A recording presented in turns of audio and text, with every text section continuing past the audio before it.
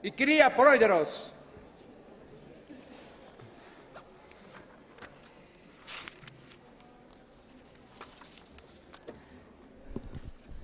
So the point of order is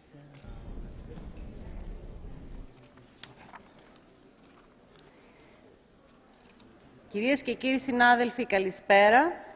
Επαναλαμβάνεται. Good afternoon, ladies and gentlemen. We're resuming the sitting. May I point out that the minutes of yesterday's sitting have already been distributed, and I'd like to ask whether there are any comments. If not, then I'll assume that the minutes have been adopted. I'd now like to give the floor to Mr. Obermeyer. He asked to make a point of order. Thank you, President. Before we start a very interesting and important debate, there's a general procedural point that I'd like to make. It's a question I'd like an answer, please. Now, I have a great deal of sympathy for all the activists who want to speak out against ACTA. But I'd like to clarify now, is it going to be possible in future for all items on the agenda to allow the guests who visit the Parliament to engage in giving out brochures and leaflets? And I think it's important to clarify this so that in the future we know how we as the members should behave, or if there are groups who want to speak on the subject. So please, could you clarify this? I don't need an answer today, but I would like an answer as soon as possible. Thank you. Σας ευχαριστώ πολύ, κύριε Obermeyer. Συγκρατούμε την παρατήρηση. Thank you, Mr. Obermeyer. We've taken note of your comments. As a first reaction, regarding distribution of brochures outside the plenary, there are no major problems with that, and certainly we haven't been alerted to any problems with respect to the rules of procedure and the distribution of material. So we do not consider that to be a problem, but I will look into it further and let you know. Ladies and gentlemen, turning to the agenda, we now have a recommendation from David Martin on the anti-counterfeiting trade agreement between the EU and its member states, Australia, Canada, Japan, the Republic of Korea, Mexico, Morocco, New Zealand, Singapore, Switzerland, and the USA. First of all, I'd like to give the floor to the rapporteur, David Martin. You have 4 minutes. Thank you, President. President, today my strong recommendation to this House is that we reject the ACTA Treaty. Now, at the outset of this debate, though, let me make it clear that, unlike some, I do not criticise the Commission for bringing forward this proposal. It's their role as the institution with the right of initiative to do so. But the role of the Parliament has been strengthened under the Lisbon Treaty, and it's our job to scrutinise international agreements and to give them or deny them our consent. Over the last 3 or 4 months, President, I have carefully studied the text. I have spoken to the officials who have negotiated this agreement. I have spoken to the right holders that it seeks to protect, and I have engaged with civil society organisations who have serious concerns about this agreement. And I personally have come to the conclusion that there are serious flaws and serious concerns about the way that this agreement could be misinterpreted and implemented, and I therefore cannot, as rapporteur, recommend that the Parliament gives its approval. President, before I have described myself as the accidental rapporteur, I genuinely came to this report with no agenda on ACTA, and in fact I was probably regarded as having authors and musicians who are far from wealthy and who depend on the protection of their creations to make a living. And as I have said before, creativity is the raw material of the European Union. In September last year, we were here debating the EU 2020 strategy and the future of trade policy. Protecting European intellectual property is a key part of that. We cannot compete globally as a low-wage economy, and we should not try. Protecting our innovation and creative industries is vital for job creation and for economic recovery. But, President, this isn't a vote about the general importance of IPR. It's a vote on the text of the ACTA Treaty. And I've listened to civil society's concerns on this agreement, and while some of the perceived threats of ACTA were perhaps exaggerated or unfounded, I am convinced that there are some key problems with the treaty. The first is a lack of clear definition of commercial scale. ACTA refers to commercial activities for direct or indirect economic or commercial advantage. But what exactly is indirect commercial advantage? What if one person copies a piece of music or a film and gives it to a friend who gives it to another friend, and so on? Is that commercial scale, or is that simple private usage? I know the Commission will say that it's not commercial scale because commercial scale is defined in European law, but commercial scale is not defined in the ACTA Treaty. It's also possible that ACTA could criminalise unintentionally individuals if we do not have a clear and precise definition of commercial scale. I also have related concerns to the sanctions contained in the ACTA Treaty, which appear sometimes to be excessive in terms of the civil and criminal penalties. And the third major area of concern I have is the role of internet service providers. Provisions which might push ISPs to monitor online behaviour and report individuals for IPR infringement is very dangerous. It is not the role of ISPs to police the internet, and we should not be privatising law enforcement in this way. President, we have had many debates in this chamber on international agreements. I have often said that the devil is in the detail. This time, the devil is in the lack of detail. Rights holders in the creative and manufacturing industries are voracious in pursuing their rights, and often understandably so when you see the level of counterfeit and piracy they face. But this means that a vague text is dangerous, and we cannot guarantee that civil liberties will be robustly protected by the treaty provisions. When it comes down to protecting intellectual property rights or protecting civil liberties should always be central to the concern of this House. The freedom of the internet is highly valued by our citizens, and, Chairman, we interfere with that at our peril. Thank you. Thank you very much, Mr. Martin. And now, on behalf of the European Commission, I would like to ask Commissioner De Gucht to take the floor. Thank you very much, Madam President and honourable members. Tomorrow you will have to make a choice. It is an important choice for at least two reasons. First, because the debate over the anti-counterfeiting trade agreement has involved much discussion of its relationship with the fundamental rights and freedoms of European citizens.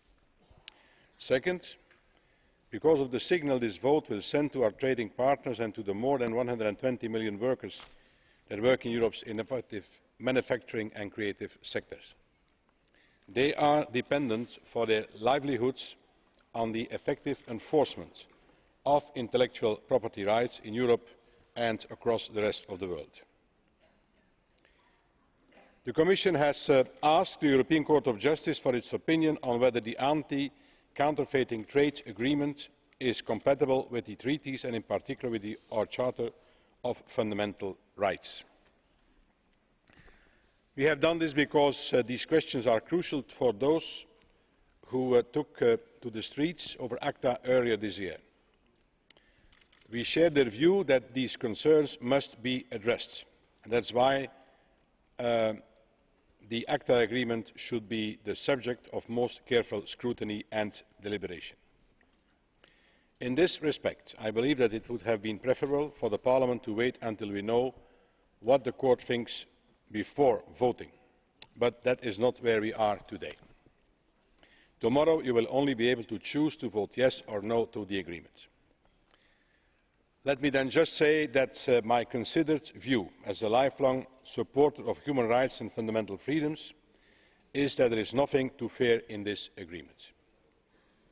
ACTA is not an attack on our liberties. It is a defence of our livelihoods. This is because we do not have to modify any part of our internal legislation, the so-called acquis communautaire. What is legal today in the European Union will remain legal once ACTA is ratified. And what is illegal today will still remain illegal with ACTA. Nothing changes in the eyes of the law. And since our freedoms are not threatened by our current laws, our freedoms will not be threatened by ACTA. This is also, I might add, the view of the European Parliament's own legal service. I hope you will bear these considerations in mind. Economic consequences are the second reason the vote is important. We all agree that counterfeiting and piracy are a serious problem.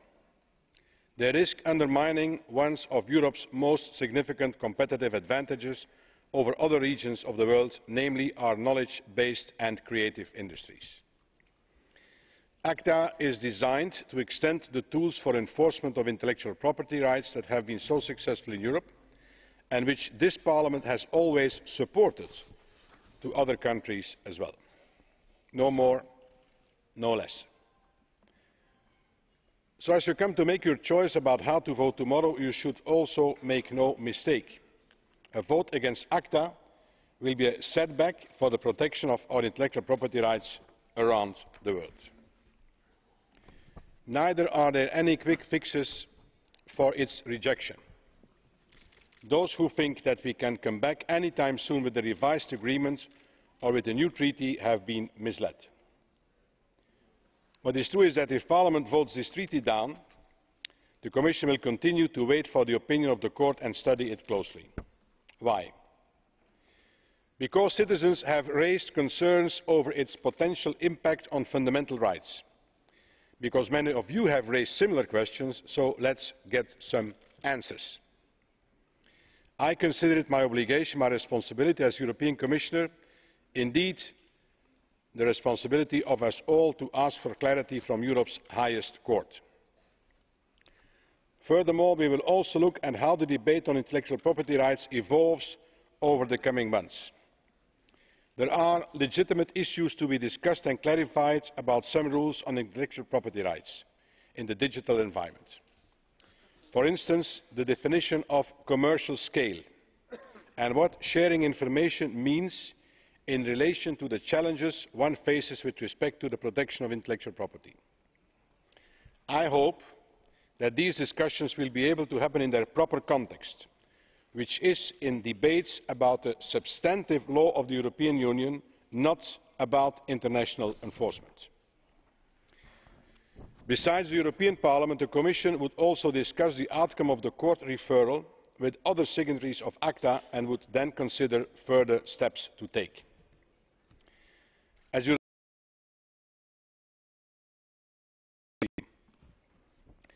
But I also know that freedom needs a framework.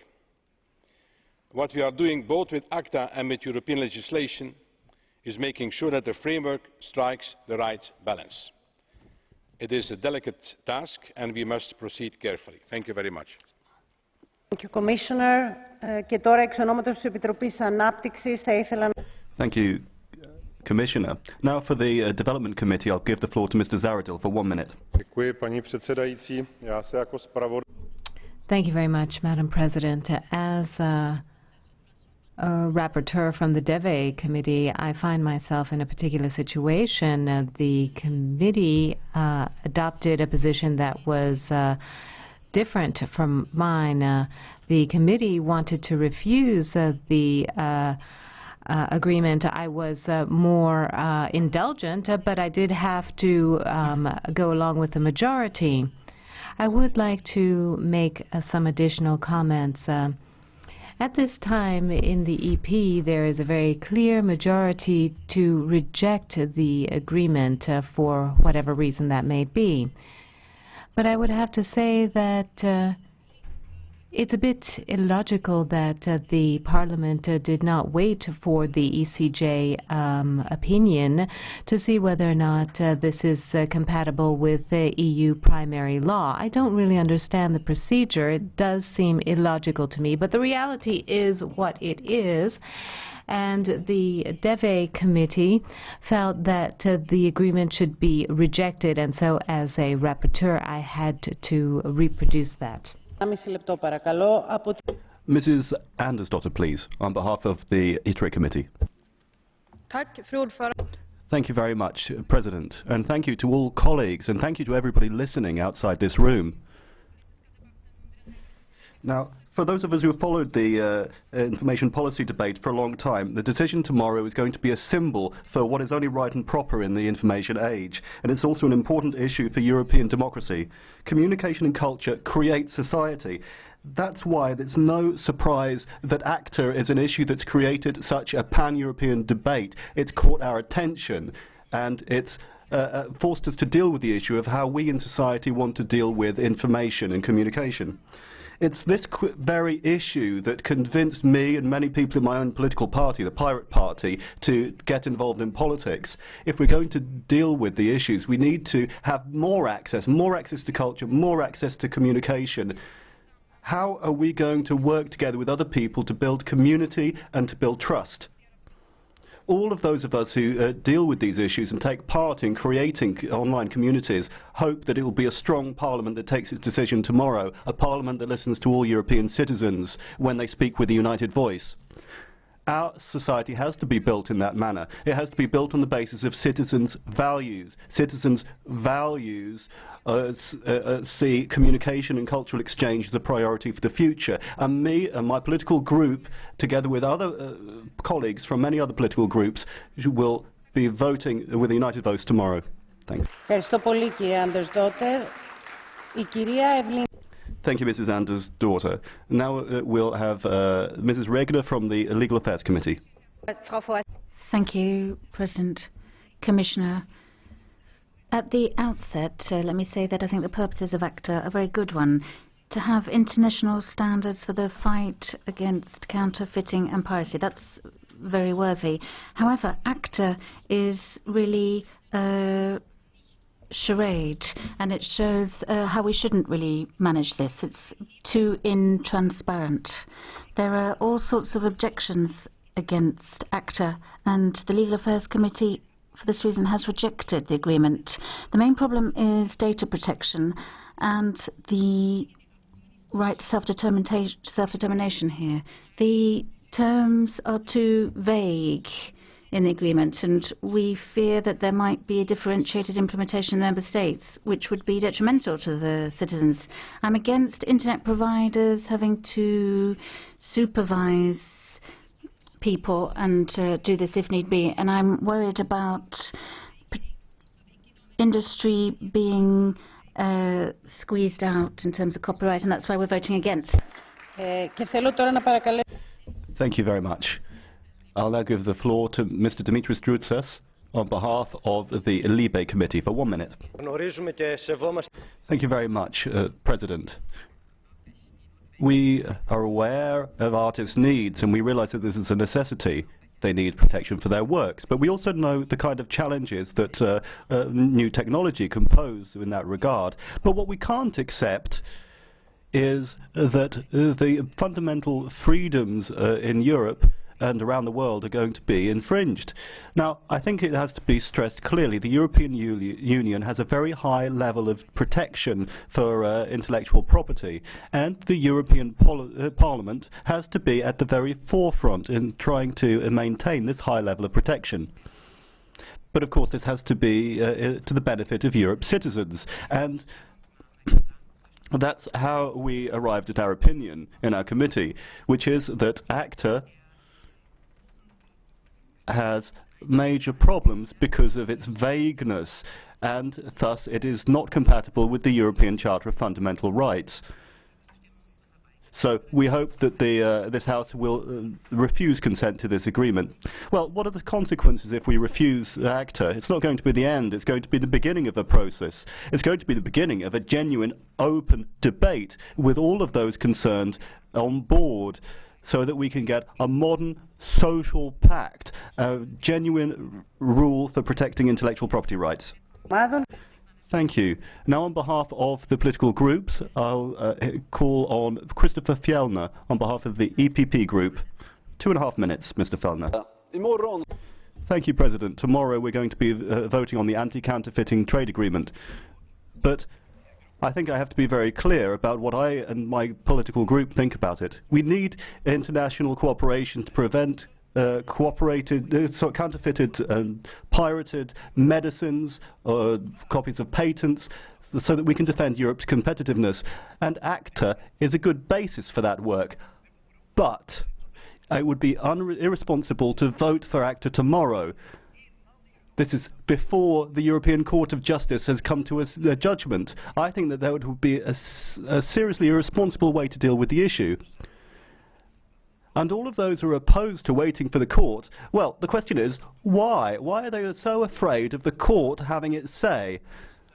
Why do we have to vote before the EU's highest judicial instance has had its say? So, tomorrow we're voting, but it's not just a question of ACTA, it's about patient security, research, flight safety, safety in the workplace, etc., etc., etc. Because all of these areas of society are affected by counterfeiting, piracy and breach of patents. So tomorrow we stand before a major responsibility. We're not going to solve the conflict around ACTA. It's not an answer to the challenges that Europe faces.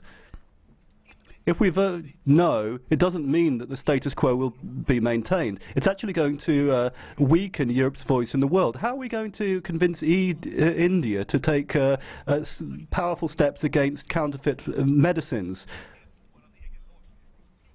I mean, are they going to be doing that on the basis of our own legislation?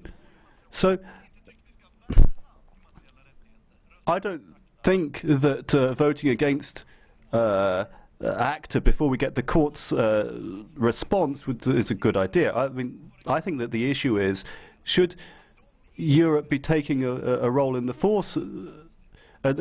forefront in issues like climate change? Do I believe that we want to vote against Kyoto? No, I don't think so. I think that we need to we should be dealing with ACTA, but not until we have all of the cards on the table. We need the necessary tools to defend Europe's consumers, patients and companies. We can't simply say no to ACTA tomorrow. Thank you very much, Mr. Vieller. There are 2 blue cards for you. 2 colleagues would like to raise questions to you. Would you accept? Okay. Then firstly, I would like to ask Mr. Tarabella. Merci, Madame. Thank you very much, President. Mr. Fjellner, I didn't want to take the floor at this point in the debate, and this was a question that I would have left for Mr. de Gucht to field. But talking about waiting for the ECG opinion today is just delaying tactics, and I'm just wondering if, well, the Commissioner has asked for the opinion of the court, but the question is if the treaty is in line with individual rights. Yes, thank you very much. But according to the rules of procedure, you cannot ask questions to the Commissioner. Your question was to Mr. Fjellner. Okay. Thank you very much, Madam President. Now, we do have the question of why are we in such of a hurry to hold this vote? Well, it's because you can't accept the idea of waiting to hear the response that ACTA is actually in line with the treaties. I listen to the citizens, but what they're interested in is integrity. They're interested in fundamental rights, and that's why the Commission has raised the issue. I think we should wait for the answer from the court to give the issue its due respect. To raise a question, Mr. Fjellner. Thank you, Madam President and Mr. Fjellner. I'm a little bit disappointed. Why aren't you being honest? The European People's Party only want to delay the vote because in reality they're in favour of ACTA and they hope that they'll get it through that way. That's the reason, isn't it? If not, tell me, why are you in favour of the US film industry and against European internet users? And just for information, ACTA won't help for India because India isn't party to this treaty, Mr. Fjellner. Mr. Fjellner. I'm trying to be perfectly honest with you. I said at the very outset we need international cooperation and ACTA is a good basis for that. But the difference between you and me is that I want to listen to the highest juridical court before I take this vote. I think that's acting seriously. I think the question would actually be the same to you. What are you afraid of? What are you afraid that the European Court of Justice will say that makes it so desperately important for you to take the vote before we've heard what they say? That's actually my question.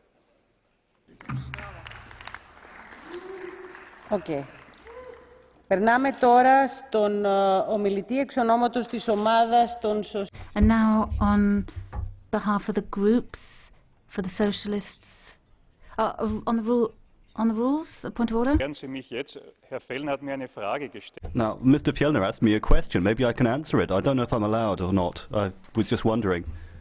I don't know what I should be doing, really. But basically, I just wanted to say to him that ACTA is not a legal issue, it's a political issue, and we have to decide it. It's not a court who decides ACTA. Okay. Let's try to respect the rules and have an order discussion.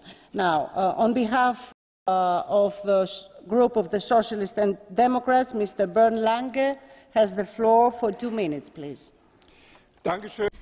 Thank you, Madam President. Commissioner, colleagues.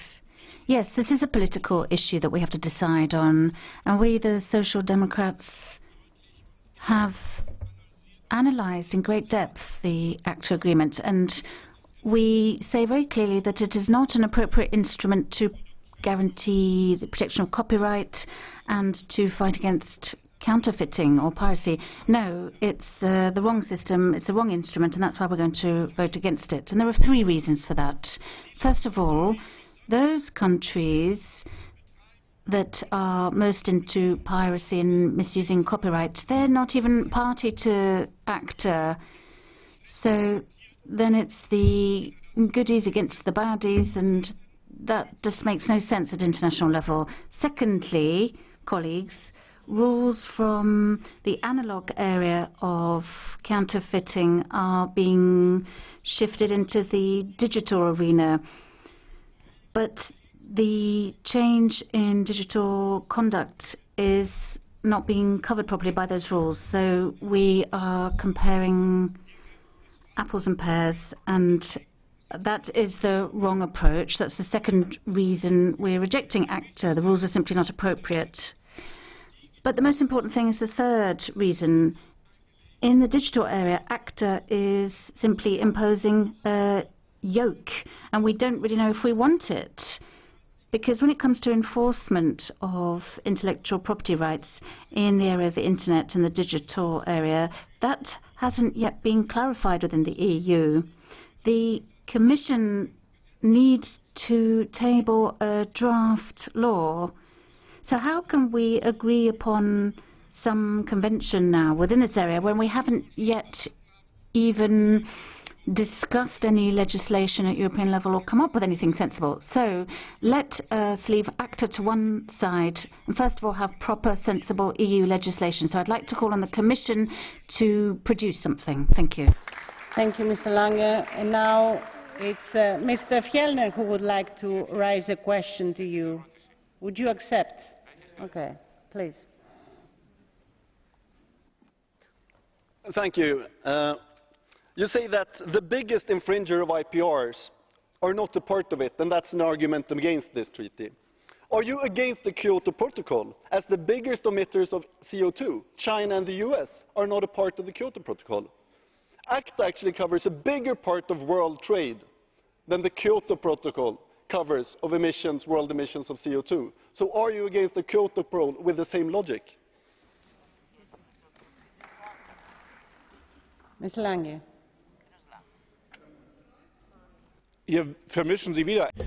Well, again, you're comparing apples with pears again. Well, comparing climate policy with other issues, well, it makes no sense. Copyright is a totally different issue.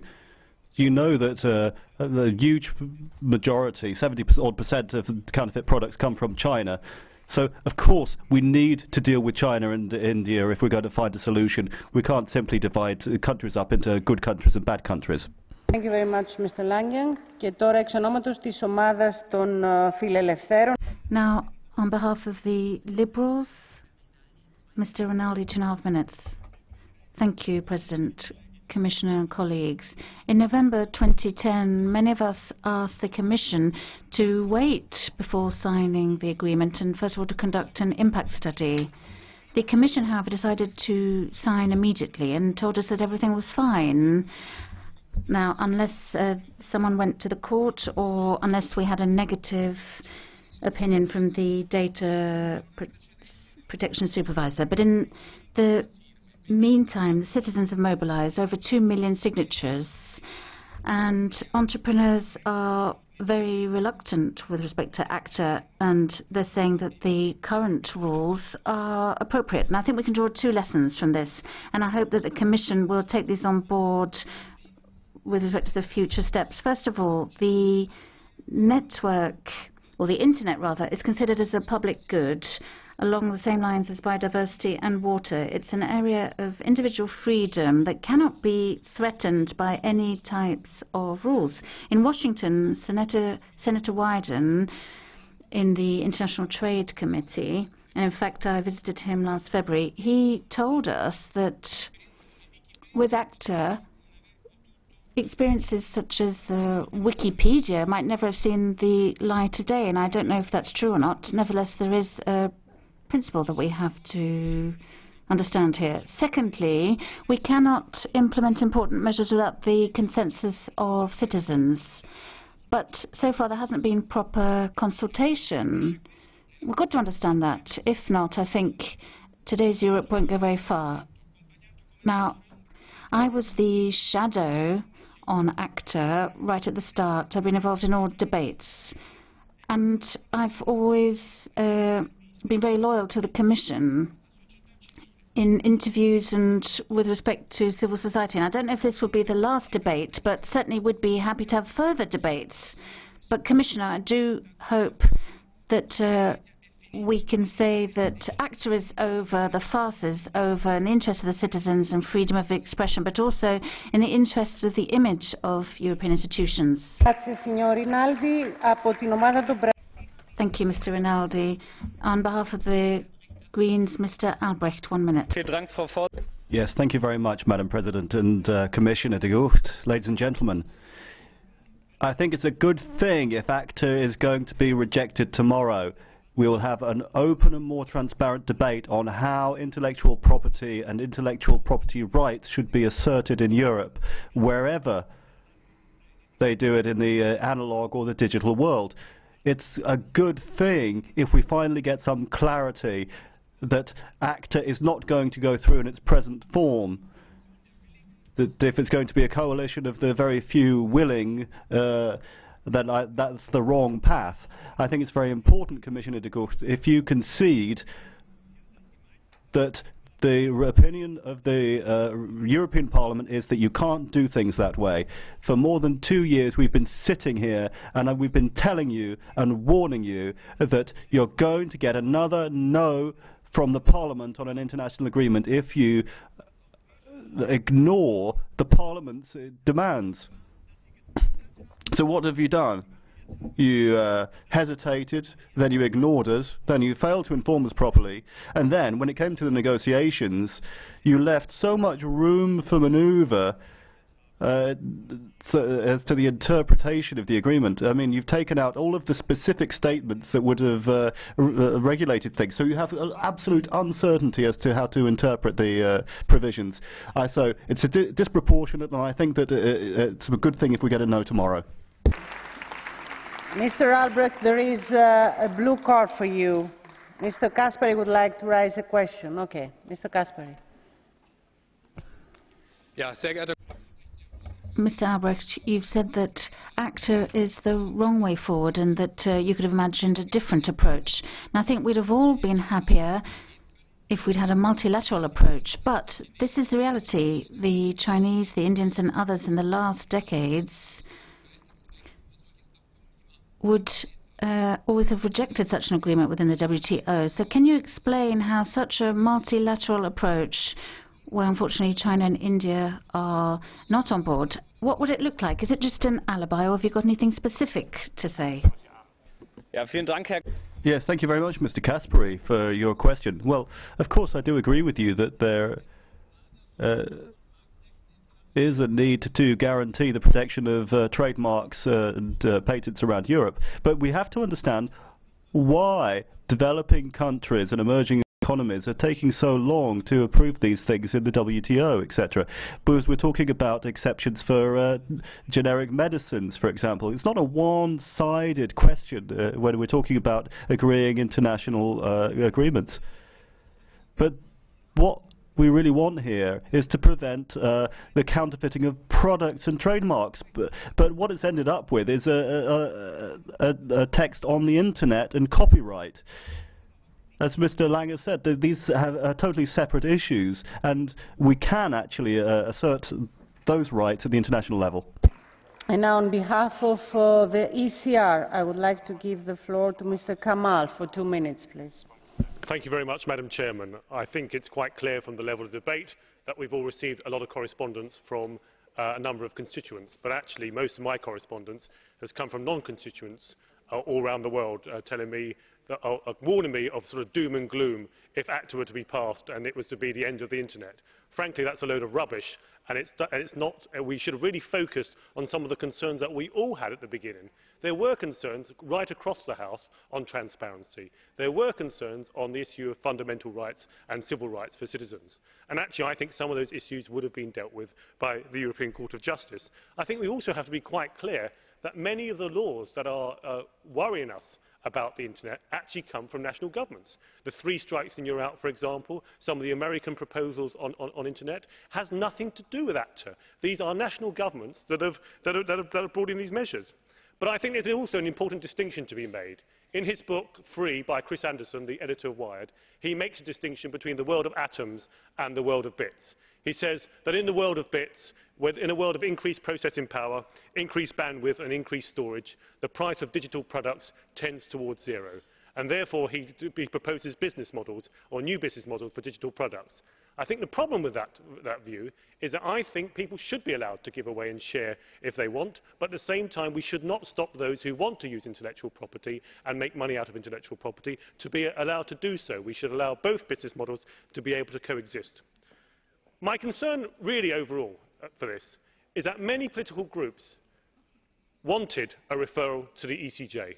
We pushed the Commission for a referral to the ECJ.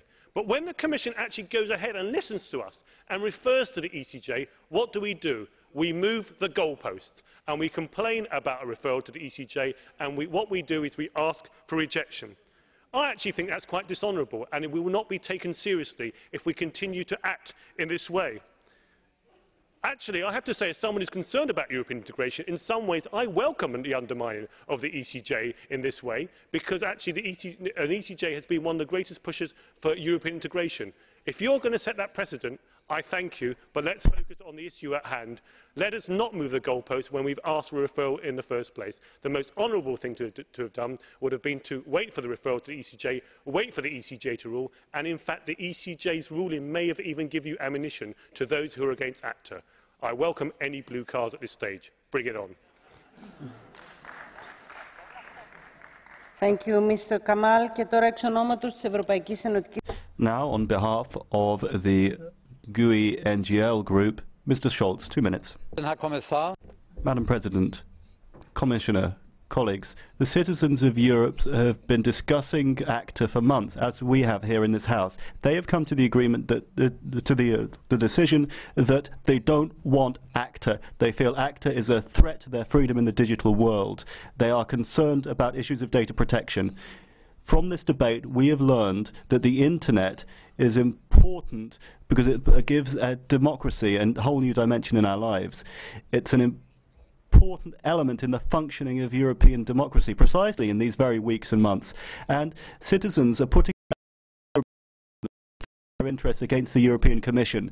The European Commission, Mr. de Gucht, is one which the Council and Commission have been negotiating on for 6 years, and we in the Parliament have constantly been calling for transparency. Now the secret ACTA negotiations have ended up with this text, and we think that we actually need an open debate here for the decisions to be taken. We don't need to wait for the Court of Justice, because we're talking about the contents, the substance of this agreement, as colleagues around the room have said. We're taking the decision now. Colleagues, there's a whole further dimension to this. We have to consider that we're totally changing our way of dealing with information and knowledge, that basically the whole concept of private property is becoming obsolete. There's a question of rights to access and use of the contents. There has to be an understanding of these concepts taught from early days at school. Now, we're talking about patents, copyright, trade and economic cooperation in a multilaterally networked world, and we need to debate it in a multilateral manner to be able to come to a proper agreement. We need to be debating with China, with Brazil, India and others. Commissioner de Gucht, I think that you haven't really ensured that the Internet can play its revolutionary role. With ACTA, you've continued the policy of defending a business model from the past, where people still went to record shops to buy their CDs. Huge companies like Sony treat artists as if they owned people. I don't think that with this agreement you're defending the interests of artists. I hope that tomorrow's vote will be a good moment for democracy, and that it will be a good moment for the significance of the European Parliament, that we will be putting ACTA in the archives. On behalf of the EFD, Mr. Szymanski, for 1 minute, please. Mało jest debat I dyskusji, które wywołują. Thank you very much, President. Well, there's been a very tense debate now, and this reflects the public opinion on ACTA as it is now known. So it's not just a debate that has taken place here at this House, but on the streets. There have been many demonstrations, a lot of reactions and protests, and those people protesting are mostly young people who are afraid that they will not be able to get access to information and data that is currently available on the Internet. And that is one of the problems of young people and their social context.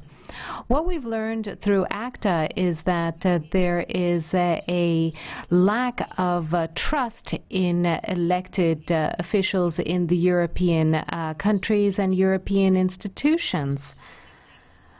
The discussion is not just about the contents, but also about the circumstances under which ACTA will be adopted, and the lack of public coordination. Young people are upset, and they want to be able to have more trust in the institutions. One of the problems is, of course, the whole issue of IPR, and we need to make sure that we can improve upon this situation vis-à-vis our citizens. Mrs. Le Pen, on behalf of the non-attached members. President, unfortunately, I'm not surprised that on the 21st of June, the Commission made a statement about ACTA, and ACTA is now going to be voted on tomorrow. We have a censure bureau in France, and they have their own French version of ACTA. There's some technical shortcomings, and I will be voting for the recommendation, and this is now the umpteenth version to try to have a global version of this type of agreement, fighting against counterfeiting, and this will lead to censure on the internet and will limit access to culture to the less privileged, and will only improve the situation for the most privileged. We are submerged with poor quality counterfeit products, but that's perhaps because our countries are feeding into the internationalist global dogma, and perhaps it's because the European Commission feels that our borders should be open to the four winds of the world, even in the midst of this European and global crisis. So we need to reject ACTA at all costs. Thank you, Mrs. Le Pen. Now we'll move to the other speakers on the list. We'll start with Mr. Caspary for 2.5 minutes. Thank you, Madam President. What is the problem with ACTA and the vote today? We have millions of consumers in Europe who've been affected by counterfeit goods. There are thousands of jobs that have already been lost, and the majority in the House is just about to reject ACTA. We in the EPP have always said that we want to check ACTA in depth, and we've always said that we're only in favour of ACTA if things were not changed for Europeans here. That is still the case. We've had a look at the legal opinion of the European Parliament, and we're in favour of it. We agree with it. Colleagues, for the EPP, the freedom of the Internet is also very important.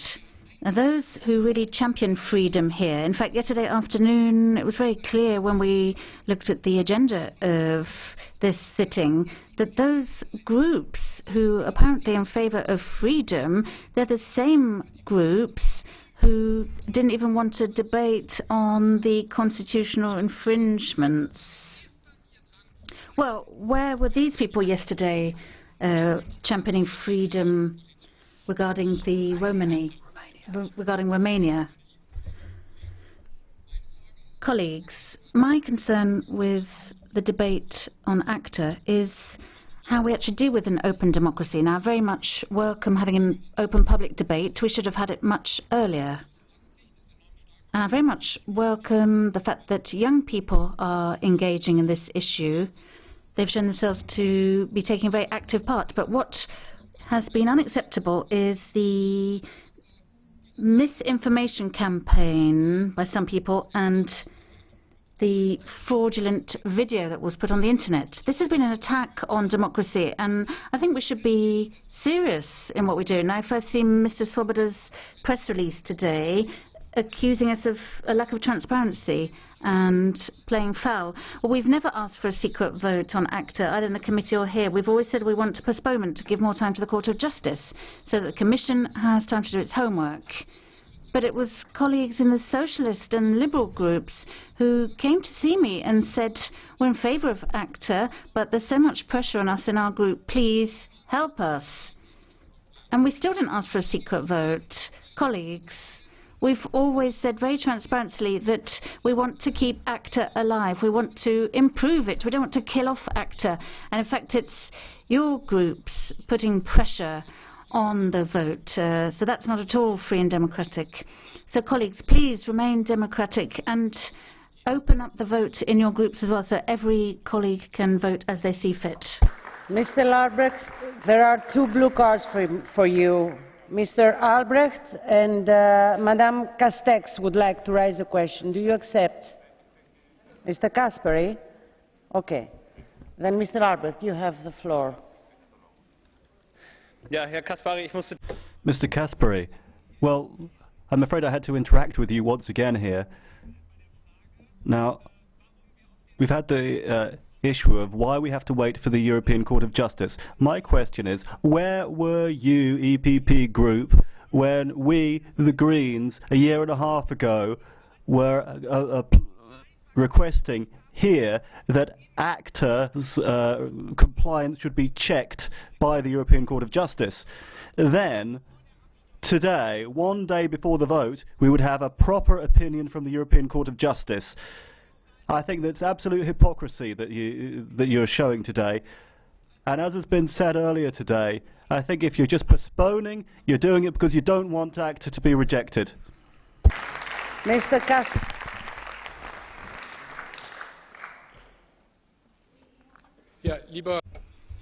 Mr. Albrecht, yes, everything in due time. Now, we've got our own methods. We first of all took the matter to the European Parliament's legal service that has expressed an opinion. So it's not a question of whether it's right or wrong that the Commission took the matter to the Court of Justice. Now, the fact is they did it. It's a question of respect for other institutions that they may also express their opinion. And I think it's very important that the Court has time to deliberate.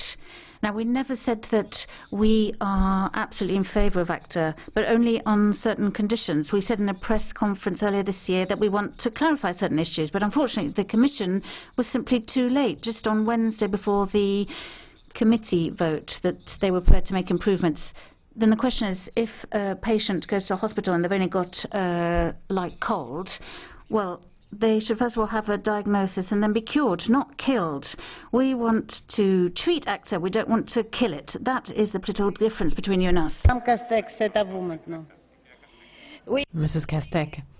Yes, I would just like to ask Mr. Kasperi how he can say that ACTA wouldn't change anything in terms of EU legislation, whereas we are currently reviewing legislation on IPR and legislation on protection of personal data. I think we should legislate first on the European level, and then afterwards we can see if we enter into international agreements. Mr. Kasperi.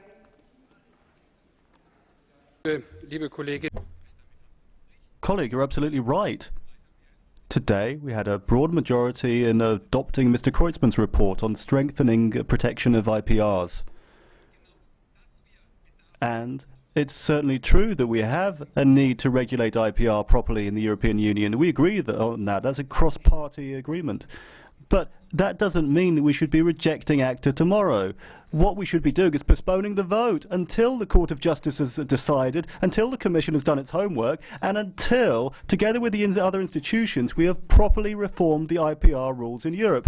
That really speaks in favour of postponement. In 2 years' time, we could think coolly about whether we want ACTA or not. But let's do it then and not tomorrow morning. Kasperi, Madame Véronique de Keyser, pour 1 minute 30, s'il vous plaît. 1 minute 30, Mrs. de Keyser. Thank you very much, Madam President. I would just like to reassure Mr. Kasperi. The Socialists and Democrat group has never changed its position. And I would just like to say that at the beginning of the legislature, when one of our colleagues was the coordinator in the INTE group, he presented a resolution which put us on guard against ACTA because we felt that this agreement, this treaty, was poorly negotiated, or was ambiguous, and so forth. Martin said that earlier. And we put that to the vote in Parliament, and it turned into a non-resolution because of lack of votes. And so we were never really heard in terms of the warning that we raised. So what happened? There have been campaigns, discussions, and so forth, and our MEPs who did not vote on this resolution now today will vote against ACTA. There was a similar case that was the software patents with the Rocard report. I think that was 2 mandates ago. And that was civil society was very against that. And when civil society and democracy speaks, then we have a very interesting equation. This allows us to get beyond the problems, and I think that's what we're seeing today, and that's what's interesting, ladies and gentlemen. And so when the citizens understand that they move, and we have to make them understand that. There is, of course, a movement against counterfeiting, and I think we need to work together with civil society. Thank you, Mrs. de Keyser. 1 minute for the next speaker.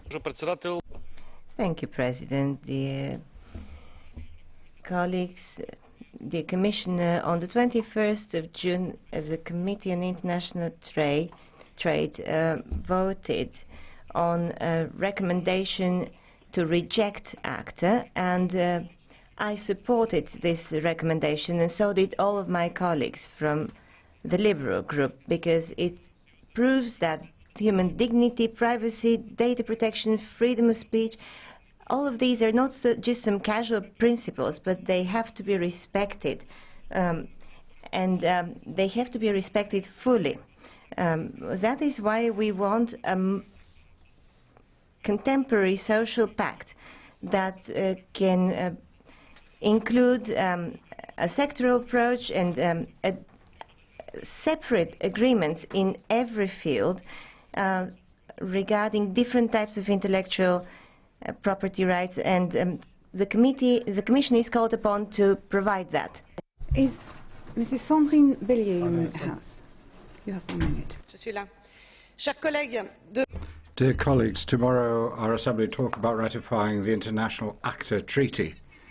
It's because this infringes public digital fundamental rights, freedom of expression, protection of data, but also because it brings in unacceptable restrictions when it comes in sharing knowledge, culture, about health, farming, and all sorts of other things, and health in particular, that we've got to reject this after a long political battle.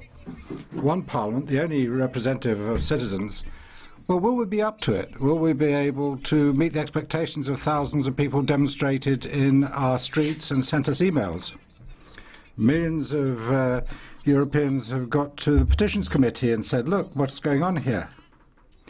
In voting against ACTA for freedom, and welcome democracy. Welcome for democracy of European citizens into the 21st century and the digital era. That's our choice, Commissioner and dear colleagues. It's a political choice, and we should refuse this. Thank you. Herzlichen Dank, Frau Kollegin. Als nächster Redner. Thank you very much. For 1 minute, Mr. Campbell-Bannerman. The ACTA agreement is one I wish I could champion. I very much agree we need measures to counter piracy and protect intellectual property, which is vital to business. But I can't support this ACTA. It is not acceptable in its current form. It's too catch-all. Whilst the thrust of the agreement is worthy, the devil is in the detail. In the detail, we find that internet service providers will be forced to spy on all their customers, Chinese state-style, becoming legally responsible for pirated files. Search engines could be closed for aiding and abetting. In this ACTA, we have what I call pre-crime, as in the movie Minority Report, where you can have your PC seized on the mere suspicion of infringement. You have a loose definition of commercial scale, which could see many law-abiding citizens prosecuted for very low-key usage. You have customs officers able to go through your files at airports. And we have this unaccountable ACTA committee who will have the power to make changes without referring back to this Parliament or others. In conclusion, I support the aim, but I do not support the detail of ACTA. Thank you very much, sir. Would you accept a blue card from Mr. Fjellner? Please, Mr. Fjellner, you have the floor. Thank you very much. I just wonder if my dear colleague has read the ACTA agreement, and if he doesn't, I would like to offer and ask you if you want a copy of the agreement, because I actually happen to have one. So That was my only question. Has he read it, and if he hasn't, do we want a copy of the agreement? I was just saying to my Mike? colleague, I have read it in English, so I do understand it. Yes, I have. I've taken the trouble to go through this, and so have my researchers. And I think, honestly, you have to judge it on the detail, the legal detail in that agreement. And that is what I've made my decision on, not on a lot of emails I received, we've all received those, but on the actual detail and what it says in that agreement. And I don't think, unfortunately, that is acceptable. Thank you. Herzlichen Dank. Thank you very much indeed. Next speaker, 1.5 minutes, Mr. Murphy. Thank you, President. The European Commission, its political allies in this Parliament, and you in particular, Commissioner de Gucht, have done everything possible to try to avoid a vote taking place on ACTA tomorrow, because you're scared that it will be defeated given the mass opposition that exists across Europe. When you spoke at the International Trade Committee 2 weeks ago, you effectively said that regardless of how the Parliament votes tomorrow, the Commission will try to push ahead regardless of what the result is. That represents a complete contempt for democracy, but at least you've been consistent in that contempt throughout this whole process of ACTA. In your letter, dated the 26th of January to MEPs, you accused those of protesting against ACTA of basing their action on, and I quote, misinformation, or possibly even worse, on willful misinterpretation of the content of the agreement. What an outrageous statement. Who needs democracy and debate in society when we have the European Commission to tell us what's what? If there is any misinterpretation, if there is any misinformation, that is due to the complete lack of transparency and due to the deliberate ambiguity contained in this agreement. Unlike you, I applaud the anti-ACTA campaigners, the thousands who have taken to the streets, the tens of thousands who have sent emails, the millions of people who have signed petitions. If ACTA is defeated tomorrow, it will be thanks to those campaigners. However, the struggle against ACTA and measures like ACTA will continue, as clearly is shown by the Commission's attitude. We will continue to fight it today, tomorrow, the day after tomorrow, and to struggle for a society and an economy based on the free exchange of information, knowledge and research for the benefit of all. Thank you. Herzlichen Dank, Herr Murphy. Thank you, Mr. Murphy. Just remind you that on the basis of quite a few extra questions, we're a bit late. So please keep to time, next speakers. Next 1 minute, Mr. Batten. Thank you, Mr. President. I have had literally hundreds, if not thousands, of emails from around the world on this subject. At least 99.9% of them asked me to vote against it. And I can assure these people, and especially my constituents in London, that I and my UKIP colleagues will vote against ACTA.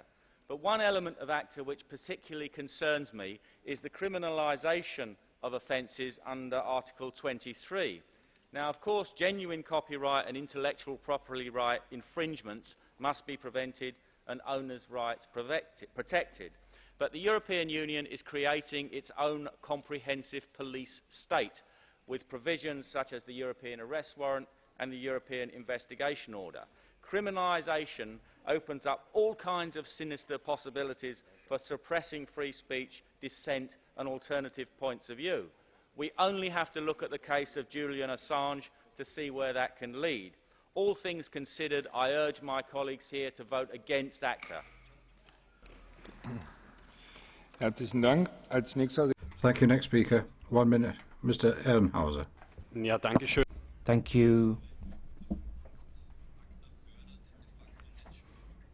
ACTA is basically a way to block the internet. It's a way to monitor internet use. ACTA jeopardizes data protection and communication secrecy.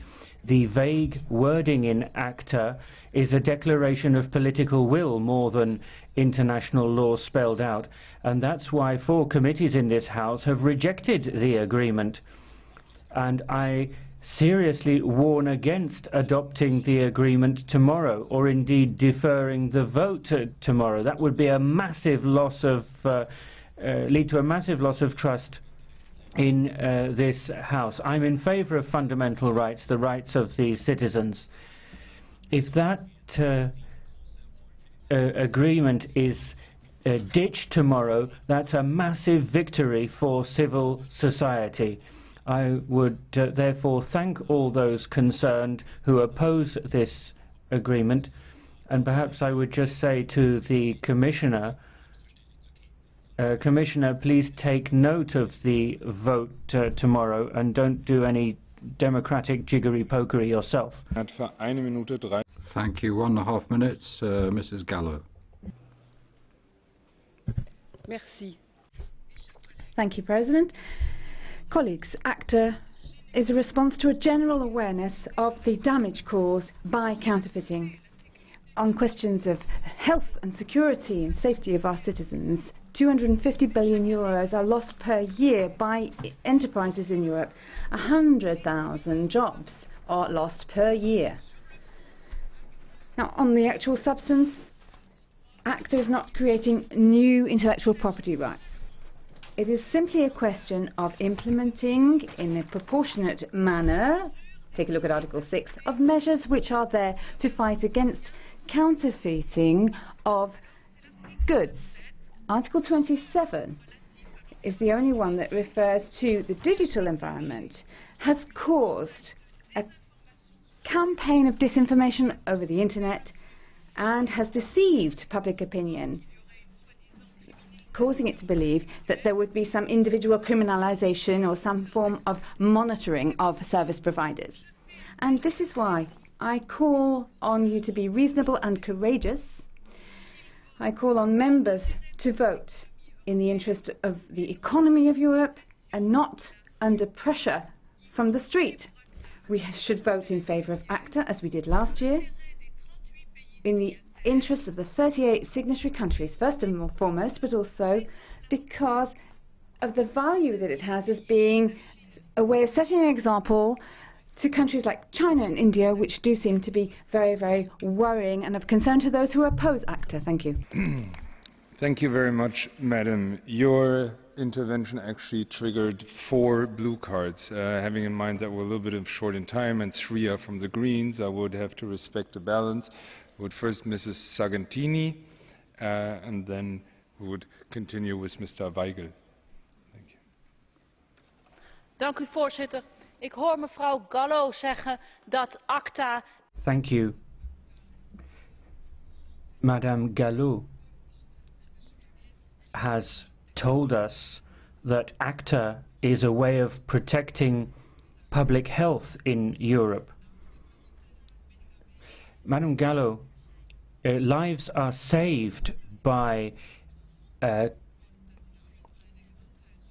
copied medicines in the third world. If we need to manage intellectual property differently. Non mais j'espère avoir mal compris. J'espère ne pas avoir... I hope that I did not understand that you're saying to me that counterfeit medicines can save lives. I hope I misunderstood you, because generic drugs is another thing. I think I heard you say counterfeit. There is, after all, quite a huge difference. As far as generic drugs are concerned, or medicines, you know very well that ACTA does not cause any problems here, and therefore I have really not understood the relevance of that question. Herzlichen Dank, Frau Kollegin. Thank you very much indeed. Next blue card, Mr. Weigel. And for the other colleagues as well, please. Don't have that much time. I'm sure there are all sorts of people you want to wave your blue cards at later on. So I don't want to prolong this. I'm going to be a very active. Unlike you, I'm very much pleased today because we have this discussion under pressure. Under the pressure of 10,000s of young people who are intelligent enough and that are moving in the IT environment and world, who know a lot about the internet and these freedoms, much more than you and I. Yes, nikakor ne. I would not like to underestimate their opinion. Because you hear me, yes? Yes, nikakor ne bi podcenjevali.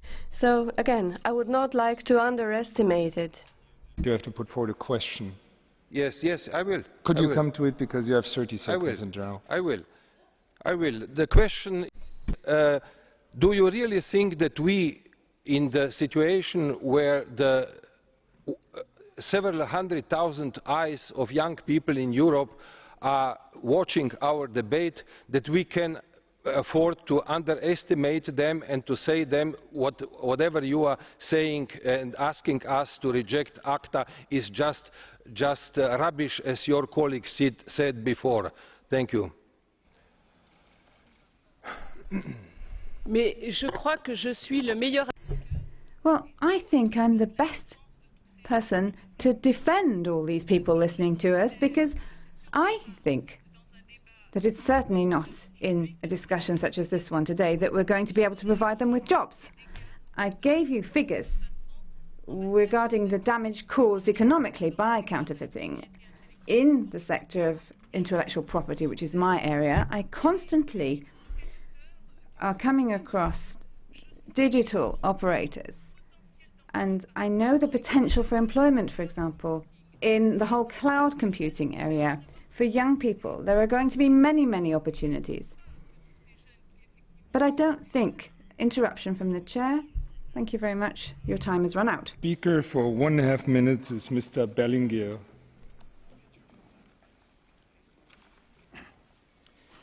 Solo per dire, signor Presidente. Thank you, President. I just want to say that ACTA has been a major and very serious political mistake. Leave aside the legal problems. It has huge effects in the world, and that's why there's a huge political problem making a mistake here, because there's suspicion that we're closing access to the web, which is a major modern revolution. And why? Why do people mix up piracy and counterfeiting? They're totally different things, and the fighting counterfeiting has got nothing to do with copyright piracy. Another thing which Parliament has been looking at for some time, that is setting up some sort of new form of copyright and authors' rights. Now, some want to keep the old system, which existed beforehand, actually before the web came into being. We should be looking at rights of authorship, copyright, and leave aside ACTA, delete it, exclude it, because it's a problem for us. Just look at copyright. Fortunately, after years and months of hesitant gestation, we come up with two provisions: orphan works and authors' rights, copyright. So that's what we should be working at, and we should be thinking with our heads rather than any other part, and make sure that ACTA doesn't get through. Herzlichen Dank. Als nächste Rednerin hat für 1 Minute. Thank you very much. Next speaker, Madame de Sarnez, for 1 minute. Thank you. Let me start by saying to the Commission that it is quite legitimate for the European Parliament to do its work, and whatever you think, the European Commission must listen to the voice of this Parliament. I'm not going to go back over the arguments to do with civil society and the digital world. I share those views. But the question is, if this agreement is to fight counterfeiting, why does this agreement ignore China and India as the two major providers of counterfeit goods in the world? 95% of counterfeit goods come from China. That was the case in 2010. And in case of medicines, the majority is from India. The Commission needs to take a robust line to get us a new agreement under the aegis of the WHO and the World Intellectual Property Organization, together with China and India. Thank you very much. The next speaker for 1 minute, Ms. Lichtenberger. Herzlichen Dank, Kolleginnen und Kollegen. Thank you very much. Colleagues, those speaking in favour of ACTA are saying that competitiveness in Europe will be defended, but tell me how, when those countries which produce more counterfeit goods aren't even members. How is this going to make any sense? Let's be aware of the fact that when we're talking, however, about fundamental rights, this is a problem. The whole question is full of shortfalls and shortcomings in terms of rights and protection of rights. Anything is possible, and this is not what we need in the European economy. It is not what we need in for competition in Europe. ACTA is going in the wrong direction. And thirdly, yes, you're going towards turning these internet service providers into sheriffs, and that is what I would call privatization of rights, and this is totally unacceptable. When we do talk about fundamental rights, ladies and gentlemen, we have political decisions to make here.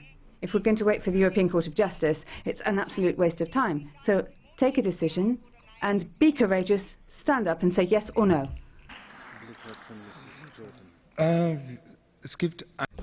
There's one blue card, Ms. Lichtenberger, from Mr. Jordan. Would you accept, please?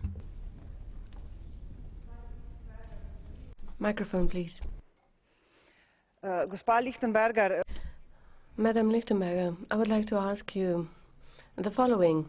With regard to the trust to the European Union, you said that the European legislation would not change if ACTA was adopted. Does this mean that the European Commission is lying? I would like to know what you think about the European Court of Justice. Do you trust it? Do you have confidence in that? If so, why not wait for the decision by the court? And why not wait? What would we lose if we wait for this decision? Thank you. Ja, herzlichen Dank für diese Frage. Warum ich auf diese Entscheidung nicht warte? Yes, thank you for that question. I waited for the EPP decision, and we were still in the process of trying to take a look at the necessary questions that have to be posed with regard to legal certainty, and there was so much shilly-shallying that you didn't want anything to do with it. Now, quite clearly, the ECJ is going to be used as a means of delaying things. Now, as far as what you said about interpretation, the question is, you did actually ask me two questions. Unfortunately, I have to answer both of them. The question is that because of this wording with regard to ISPs over the internet, everything can be interpreted willy-nilly, and this creates legal uncertainty, which is no use to our economy. Thank you very much indeed, Mr. Lichtenberger. Again, 30 seconds, even if it's 10 questions. We've got to try and see if we can get everything into order again. 1 minute. Lawrence Stassen. Sorry, made a mistake. Sorry. 1 minute. Mr. Salvini first. Well, thank you very much indeed, President. As usual, I'm afraid that somebody's making us lose time and is making a joke of citizens and people who actually use the internet in Italy and Padania, where I come from.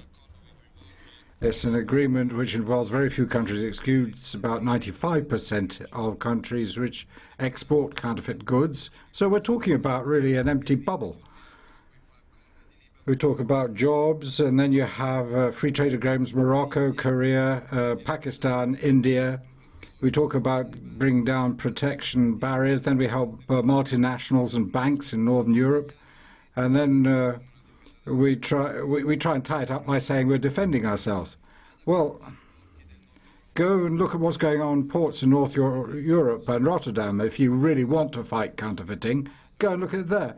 I mean, you're not muzzling anybody at the moment. Go to China, Indonesia, India, if you're going to do something real. Otherwise, just resign. So, jetzt aber für eine... Okay, thank you. 1 minute. Now, Mr. Stassen. Voorzitter, ACTA is een gevaarlijk verdrag. Een misbruik. Thank you, Mr. President.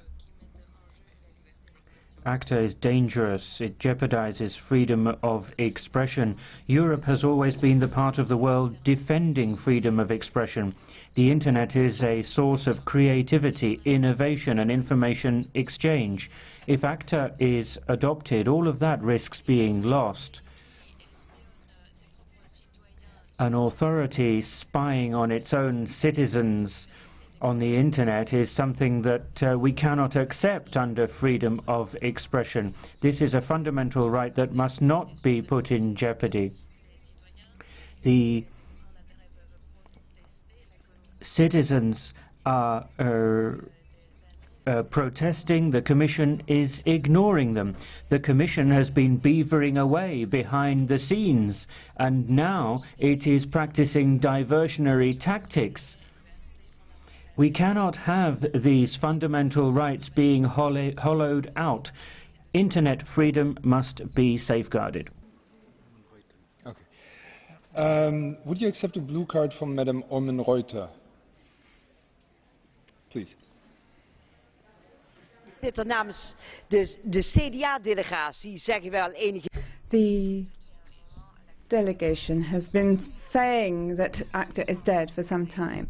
But I have a question for you, madam. Thinking of the billions lost by Europe in order to ensure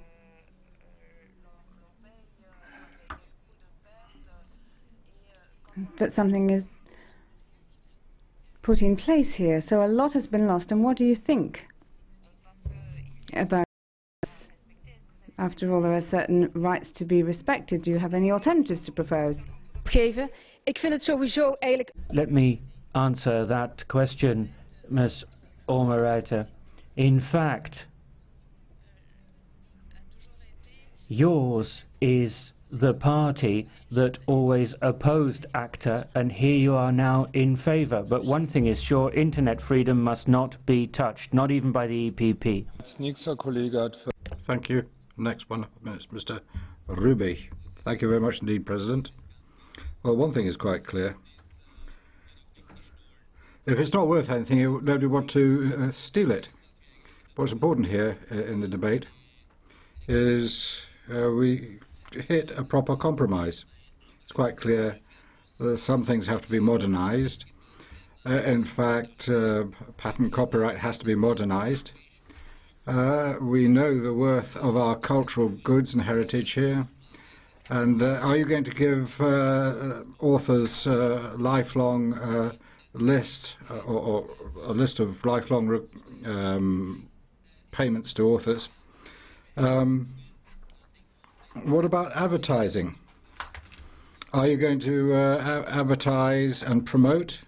Are you going to give artists and journalists the possibility of getting and earning a proper wage?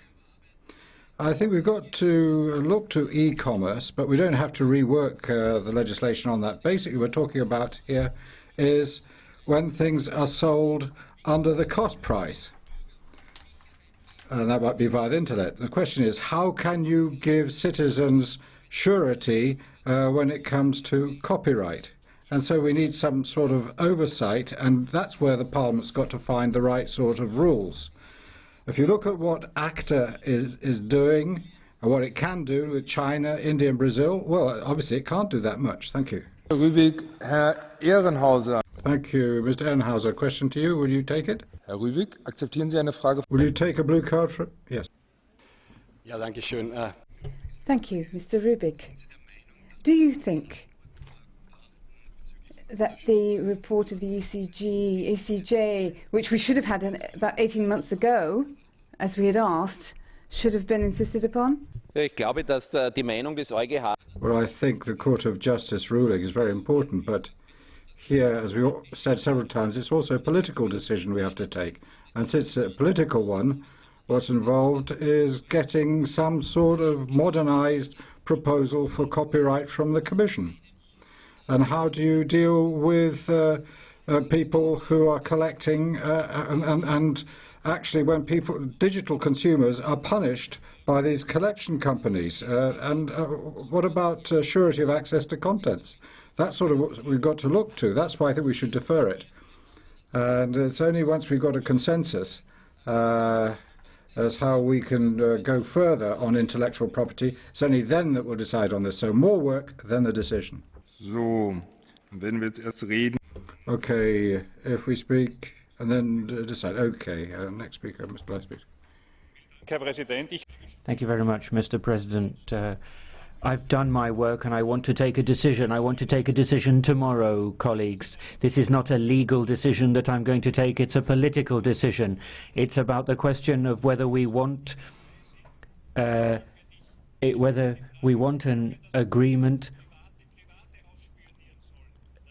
that will allow private bodies to carry out surveillance over private people. No, we don't want that. We also don't want the criminalization of civil offences, and if we don't want these things, and above all, if we don't want to upset young people in Europe, then we have to vote against ACTA tomorrow, and that's what I'm going to do tomorrow, and I urge the EPP colleagues to vote against tomorrow. They've always been against, and this is not now the time to postpone the vote. You have an opportunity tomorrow to nail your colours to the mast. Thank you, Mr. Leichtfried. Would you take a blue card from Mr. Rübig this time? Mr. Leichtfried, my question to you is this. Should we, at European level, debate the modernization of intellectual property law? Or are you against intellectual property as such? And what's your view about e-commerce, the e-commerce directive, and the need to update it to present circumstances? Apparently, from what you say, you don't want to debate on this and you don't believe in intellectual property. Is that the case? Mr. Leichtfried. Mr. Rübig, I'm in favour of sensible intellectual property law. I'm in favour of a serious discussion about intellectual property, but what's that got to do with ACTA? ACTA is supposed to combat piracy, but the pirates are not even party to the agreement. What's the point of having an agreement that will criminalize our young people on the internet when they haven't even done anything wrong?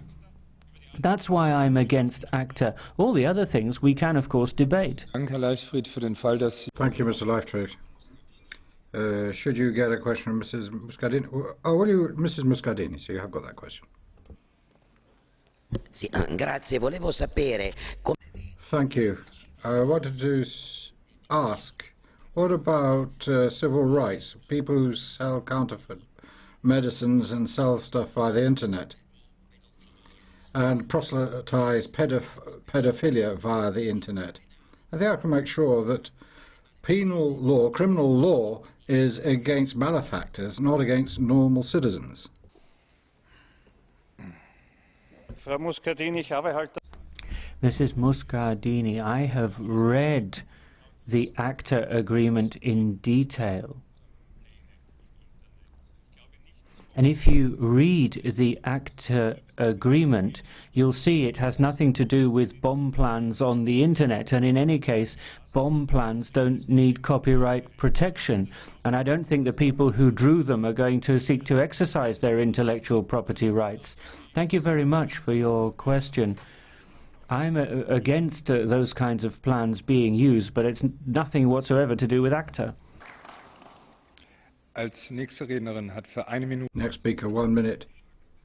Mrs. Schaka. We've been joined by millions of Europeans who voice protests against ACTA, and I want to recognize this historic moment and build on it in a constructive way. The time is now for open, collaborative European democracy. ACTA is the symbol of closed politics, of intransparent backdoor decisions, of the pre-Lisbon era, and of hampering instead of embracing digital freedom. It's time to say goodbye to ACTA. But this rejection comes with responsibilities. We need to complete the EU's digital single market, for which we desperately need copyright reform, not the enforcement of 27 different systems. We need sector-specific approaches to counterfeit. A bag is not a movie. Tangible goods are scarce. Digital content exists increasingly in abundance. And we can't enforce counterfeit goods the same way as digital content, not without violating fundamental rights or other collateral damage. Internet service providers are not music police. Instead, let's foster more legal content. Thank you. Thank you. Next speaker, 1 minute. Mrs. Sargentini. ACTA invoeren om downloaden zonder te betalen. Thank you, President. Bring in ACTA to hunt down downloading without payment, well, it just won't work. Internet being monitored by providers, well, I mean, I ask you, be real. Are you going to be monitored if you're going to do a bit of surfing quietly at home? Obviously, people involved in creative activities have to be protected with respect to their revenue. But we've got to find different ways. And I think that is the response to this problem. A 2012 response, not just a complete block. Now, counterfeit and generic medicines, well, we can't be against generic medicines. Herzlichen Dank. Als nächste Rednerin hat für 1,5 Minuten Frau Quistot-Rowohl. Mrs. Quistot-Rowohl for 1.5 minutes. Thank you, Mr. President. This afternoon, colleagues, everything has been said, and then the opposite of everything that has been said has also been said. I think this debate really just continues with the confusion we've had over the last few months. The basic idea was to try and push this through as quickly as possible. Then it was to wait for the ECJ, and now it's quickly rejected. And from various parts of this House, we're hearing different views. And when we're talking about the negotiations over ACTA over the last few years, things have not gone too well. And we've seen this manifested again today. In spite of this, there are some very good and positive elements in ACTA, and therefore we, as a continent almost without raw materials, have to think about innovation and protect our innovation. And therefore we must ensure that there are fair provisions for compensation. Those, of course, who are mostly infringing here because they counterfeit are not signatories, they're not part of this, and that has been pointed out. But if we have, it's true that we're saying we have to work in a transatlantic manner, then let's send out the right message.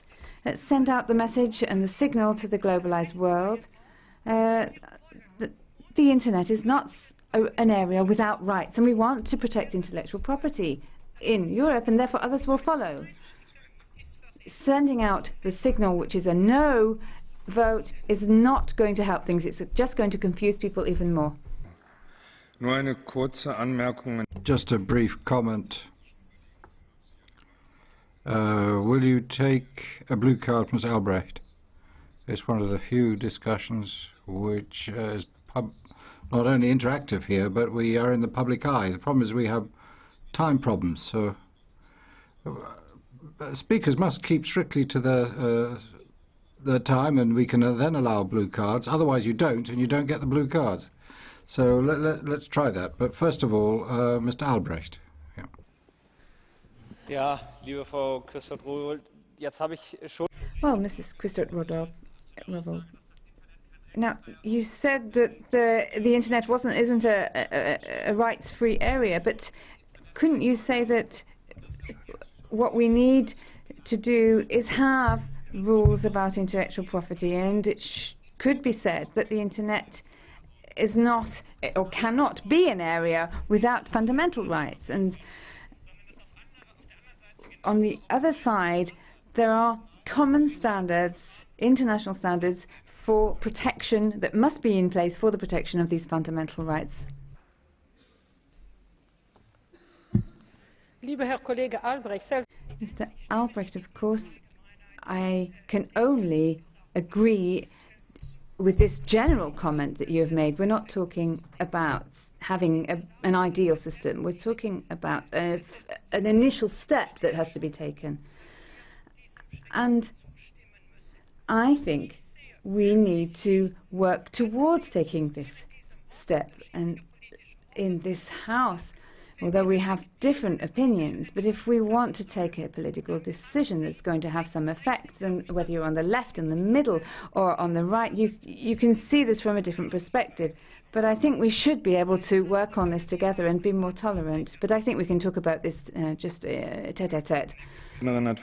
Next speaker, 1 minute. Mrs. Badia Ekuchet. Señor Presidente, señor Comisario. President, Commissioner, no, the citizens are concerned, and they've shown this over the last few months and years, and I think they're justified in being concerned. I think it really brings up the problems, counterfeiting, falsification, stealing intellectual property. Those are the problems, but the solutions aren't adequate. It's a mistake to not distinguish between consumer and cultural goods. We're mixing too many things together, because and that brings together in a conflictual way the producers and the consumers, but they shouldn't be in conflict. We've got to get to solutions which respect authors' rights and the rights of citizens. And because this doesn't, my group will vote against it tomorrow. But I must congratulate the rapporteur, Mr. David Martin, for the excellent work he's done and a good debate. Thank you.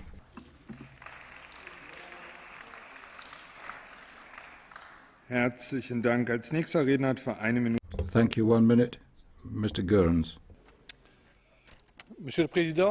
Mr. President, I remain convinced that the European Union should have negotiated an interpretative protocol given the confusion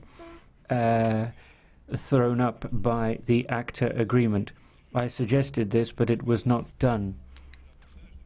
A common interpretation would have done away with the ambiguities that ACTA's detractors object to. I believe, as an opponent of ACTA, that much needs to be clarified, that could have been clarified in an interpretative protocol. Now we need to start again, assuming we can get a critical mass in the fight against counterfeiting.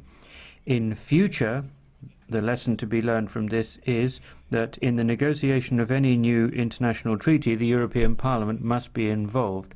That would mean that the European Parliament would have a responsible view right from the start, given that it, in any case, has the last word. Mr. Goerens, Mr. Fjellner, Mr. Fjellner, please. Mr. Fjellner.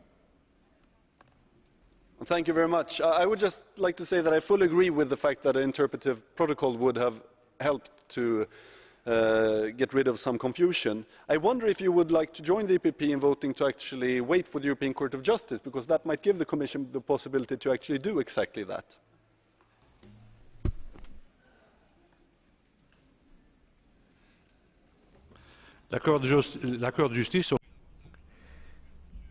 The European Court of Justice would be able to assess compatibility of the present agreement with European law, but there are other concerns too, and that's why, so as to do away with all ambiguity, I have suggested that the European Commission negotiate on an interpretative protocol with all other parties to the agreement, including the Americans, the Australians, South Koreans, and that would enable us to eliminate some of the uncertainty.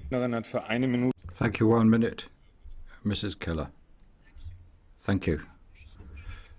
ACTA doesn't help us against dangerous, manipulated and counterfeit medicines. It's not with it.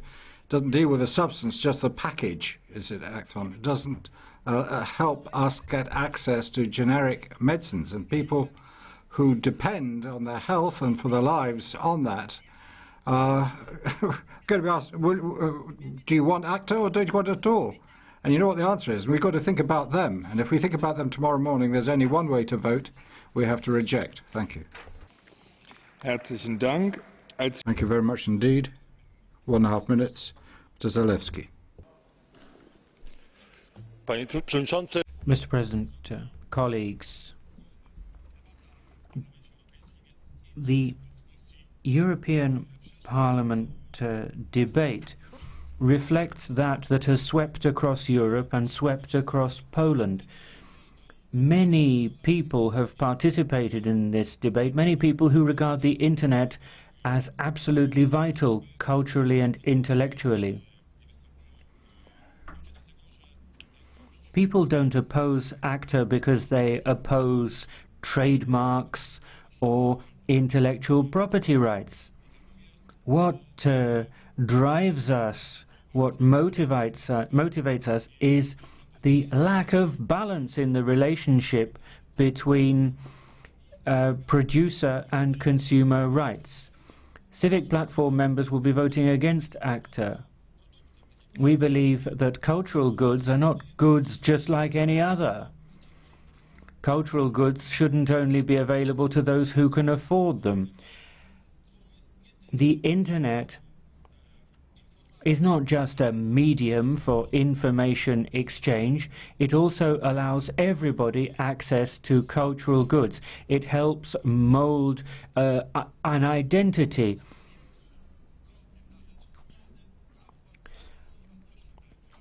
Intellectual property rights on the internet should be changed in such a way that people who share files on a non-commercial basis are allowed to continue to do so.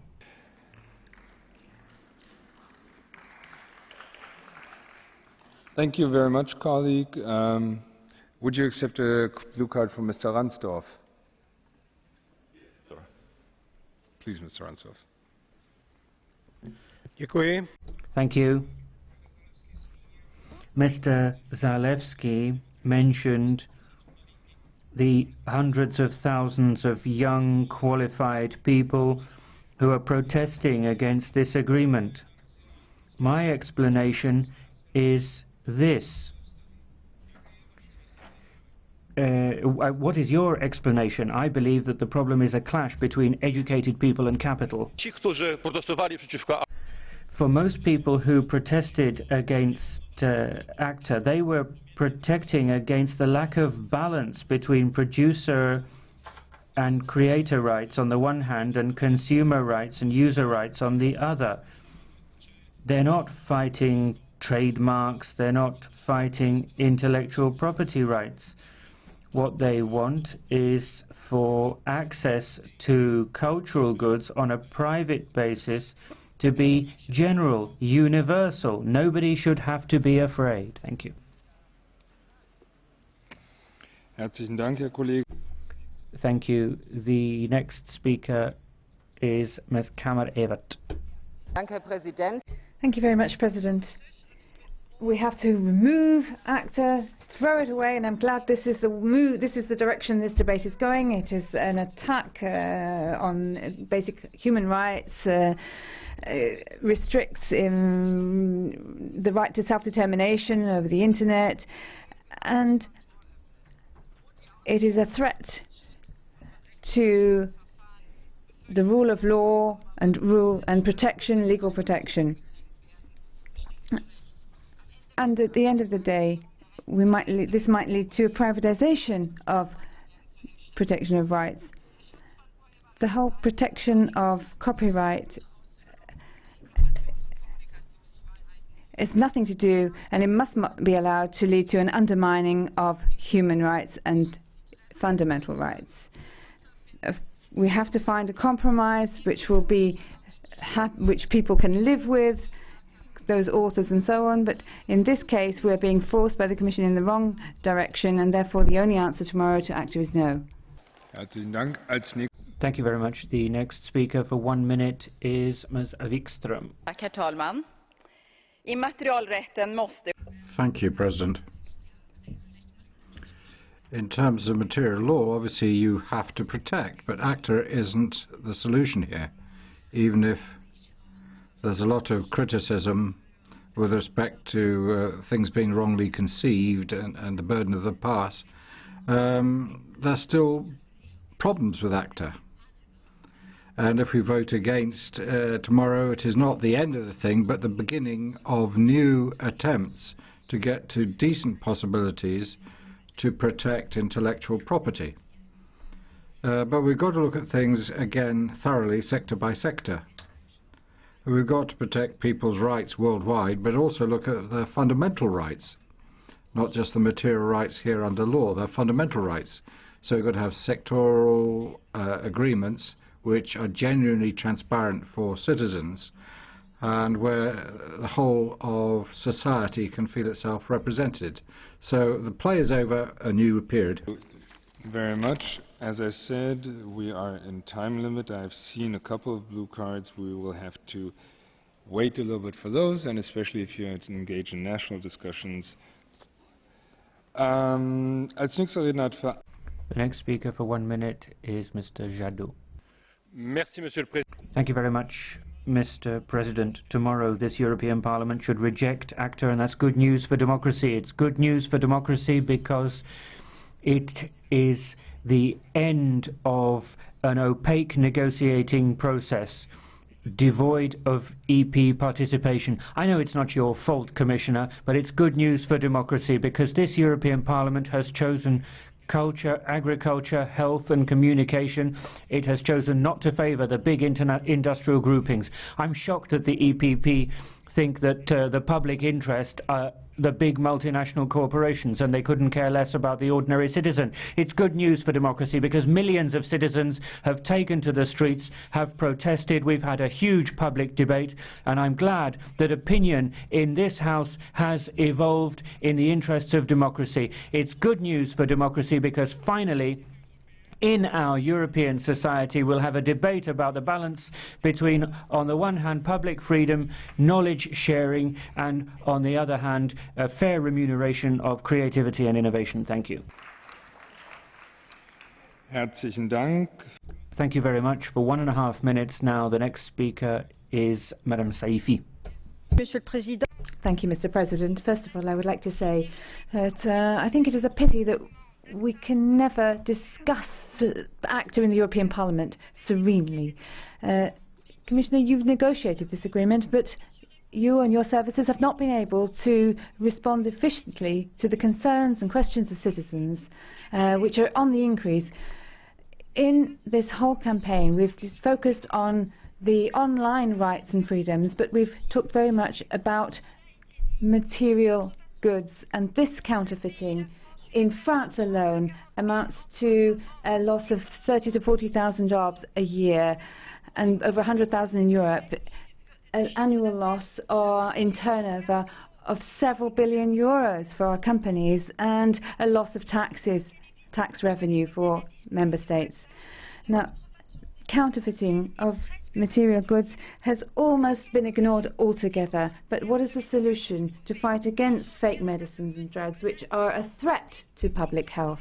And what is the solution to allow our enterprises to be innovative and creative and competitive? Let us bear in mind all these figures when we discuss this afternoon, because we can't go on without clear, constructive and calm reflection on all of this. Herzlichen Dank. Thank you very much. The next speaker for 1 minute is Mr. De Angelis. Grazie. Thank you, President. The committees have already said that they're against this particular agreement, but tomorrow it's up to the Parliament as a whole to confirm or not that in a vote and put the final coup to this file.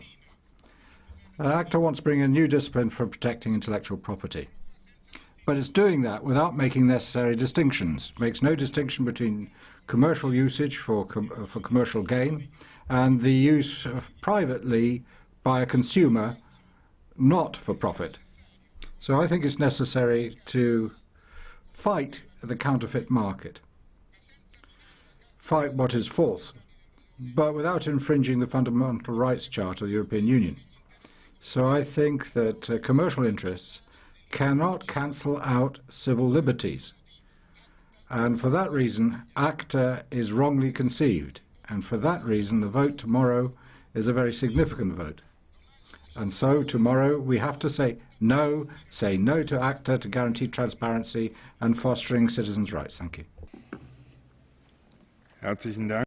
Thank you very much. The next speaker for 1 minute is Mr. Schlüter. Herr ordförande, ett tvetydigt och otydligt. Thank you, Mr. President. An ambiguous agreement is a bad agreement. That's why we have to wait.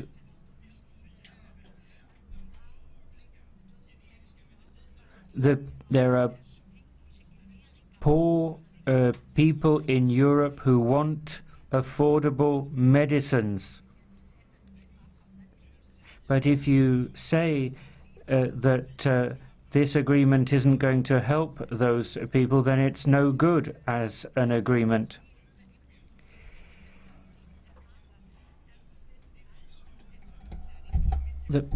The fact is, we are trying to help millions of people who are against ACTA. We're trying to defend their views, their interests. That's why we're voting against tomorrow.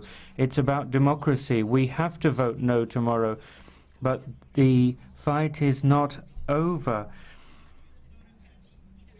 Like monsters in a zombie film, the bad aspects of ACTA will rear their ugly heads in other proposals for legislation. The next speaker for 1.5 minutes is Ms. Omerita. Ja, voorzitter, het staat voor mij. Mr. President, as far as I'm concerned, quite clearly, to protect intellectual property, we need rules in place. Citizens and companies will be harmed if we don't have this in place. And the rights, online rights that exist, have to be protected. If you're surfing on the internet, it's like going to the market. If you find something nice, then you have to pay for it. And we have to get used to the fact that in this type of case we're going to have to pay for the internet as well. Now, Mr. President, what I wanted to say was that ACTA, this is an instrument that we have on the table, is not a good instrument, and our group is against it. The ECR, well, Mr. Statten's not here anymore, but of course this has turned into something which has become a national thing, referred back to the Parliament in the Netherlands. Unfortunately, the person in question is no longer there. But this is something that has to be rejected because it raises far too many questions and it's not clear enough. It's too ambiguous. So what are the actual material rights, substantive rights that citizens will have? Won't this favour richer countries to the detriment of the poor countries, and many other questions as well? And doesn't this change legislation in Europe? All of this has to be taken on board. Thank you very much. The next speaker for 1 minute is Mr. Moreira. Thank you, President. Well, our group accepts divergency and difference when it's reasonable. But fighting counterfeit here is going to give, in this way, is going to give rise to huge problems for our economy and companies. And we need international cooperation if we're going to do it effectively. What about stopping counterfeit Chinese goods at our frontiers? We've got to do that without an international agreement involving the United States, Australia and Canada. You can't effectively protect intellectual property without fighting piracy. It's just as serious if there's piracy on the internet as anywhere else. In Brussels and Strasbourg we have to actually recognise that. ACTA doesn't actually infringe individual freedoms, and also intellectual freedoms are fundamental rights of citizens as well. Piracy is not. So you've got to weigh all that up, and we're not against. Mr. Moreira, would you accept a blue card from Mr. Fjellner? Eagerly. Thanks a lot. I think you're a professor in constitutional law, Mr. Moreira, and as such, and as chairman of the International Trade Committee, would you agree it would be advisable to wait for the European Court of Justice before we actually take our vote? Yes, you are right. I'm very proud to be professor of constitutional law, and I have defended that once that most of the arguments against ACTA are of a legal nature, of a constitutional nature, we should wait for the ruling of the Court of Justice of the European Union, because they are the only authority to rule on this matter. Obrigado. Next speaker for a minute and a half, Ms. Muscardini. Thank you, President.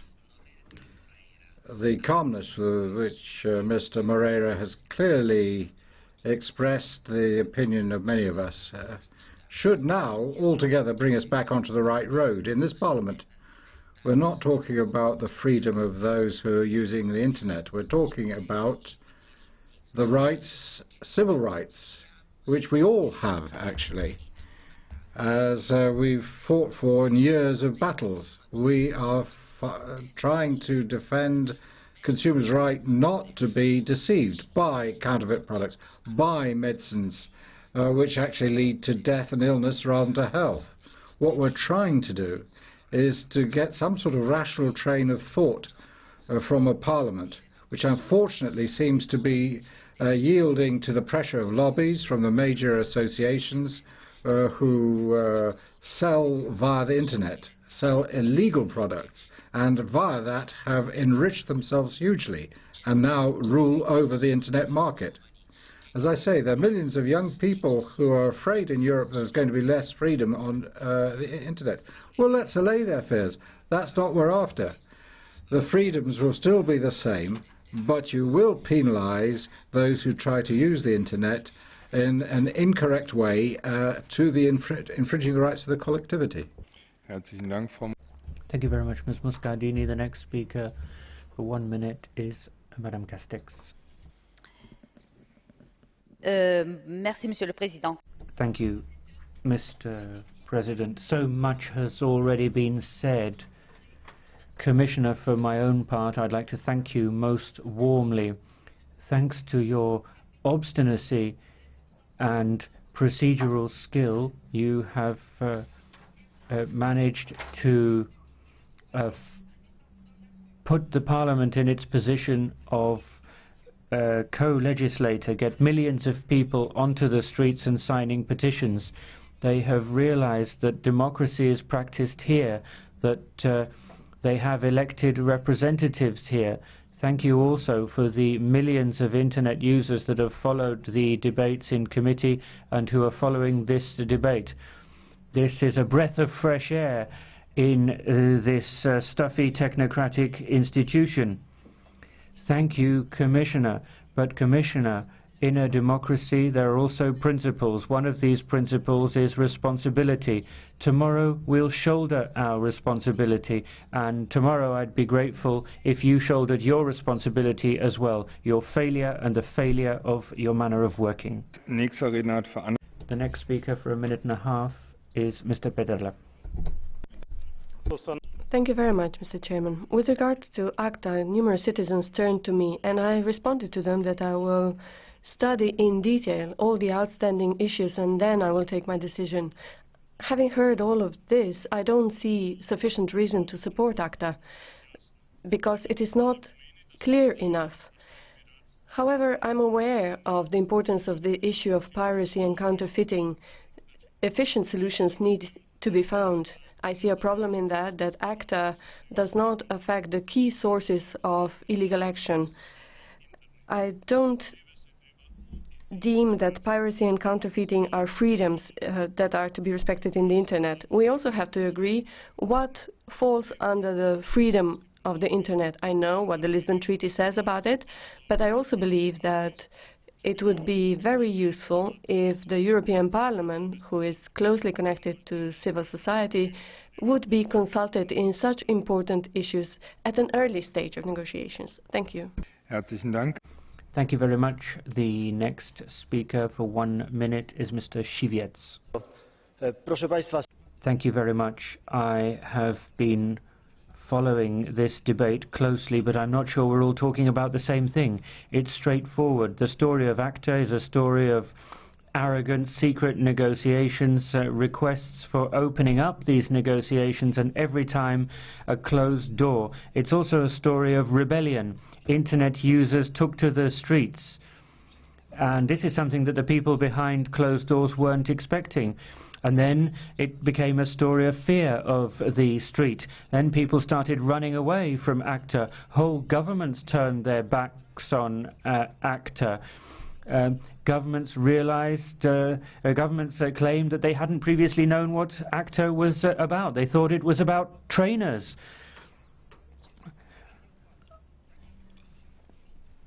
The fact is, if you want to talk about internet freedom, then do it in an open way. ACTA will die an orphan, and all the problems will remain. Herzlichen Dank, Herr Kollege. Thank you. For 1.5 minutes now, Ms. Mazzoni. Grazie, Presidente. Thank you, President. After this long, lively discussion, there's just one thing which is sure. It's not really certain, but it's getting there. There are shady areas, political, legal and technical. My idea at the end of this is not change with respect to tomorrow, but in fact my reasons for voting against will be reinforced. I want a deferral, and the deferral should not depend on some sort of strings attached by this Parliament with respect to the Court of Justice. And that puts politics, in this sort of situation, politics behind the legal authorities. And I think really we've got to shoulder our own political responsibilities, and that should be prime. We cannot consent to anything other. And so we've got to give a position tomorrow. People talked about dangers in the internet, problems for people's rights, protection of personal data, more general right to freedom of communication via the web. But I think this Parliament tomorrow has got to accept the request made by more than 2.5 million citizens actually addressing themselves to this Parliament via petitions. Say no, and then there'll be time to change, to bring in instruments which generally fight against counterfeiting. There's nothing ineluctable here, as the Commissioner said, if there's a clear political will. Thank you very much. The next speaker for 1 minute is Mr. Susta. Thank you, President. I think we've got to respect Parliament's prerogatives more here. We've got to avoid a confused agreement, because we're trying to cover a whole series of areas in this legislation. I'm against ACTA, not because I'm sure that fundamental rights of the Union are really being infringed, but you can't fight piracy online with the same instruments as fighting false medicines. So the Council has not yet come up with credible legislation to discipline the multiplicity of what we have to deal with on the web in a digital area, a digital era. So, and we're not fighting against countries who live off counterfeiting, actually. So the whole thing is a mess, and I think real sensitivities are involved, but we're fighting the problems in a crude way, an insensitive way. So tomorrow I will give my explanations, but I won't accept. Thank you very much. The next speaker for 1 minute is Mr. Kalfin. Thank you, President. Commissioner, let me remind you that at the time of the Industrial Revolution, the Luddites were afraid of machines because they thought that they would lose jobs. We shouldn't get into a situation where we restrict internet, the driver of a new technological revolution. We have to cover all aspects of internet. Of course, legislation will have to cover internet, it would have to be adapted to the internet, but that shouldn't be at the expense of any restriction on its development. I'm against ACTA for two reasons. First, because ISPs will be responsible for content. It will make internet much more difficult to access. This could be a very dangerous thing in the wrong hands. Secondly, ACTA will not solve intellectual property problems. They have to be solved through a change in business models. Thank you. Herzlichen Dank. Thank you very much. The next speaker for 1 minute is Mr. Tarabella. Now, there are very many reasons to reject this treaty, and they've been mentioned during the debate, and an international agreement on counterfeiting without China and India, well, it's like signing a maritime treaty among countries that don't have any access to the sea.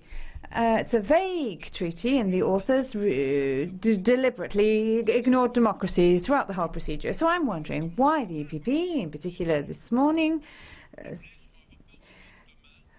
call for a vote in favour of ACTA tomorrow. Mr. Fjellner has given us an example of this attitude. I was told that the ECJ must...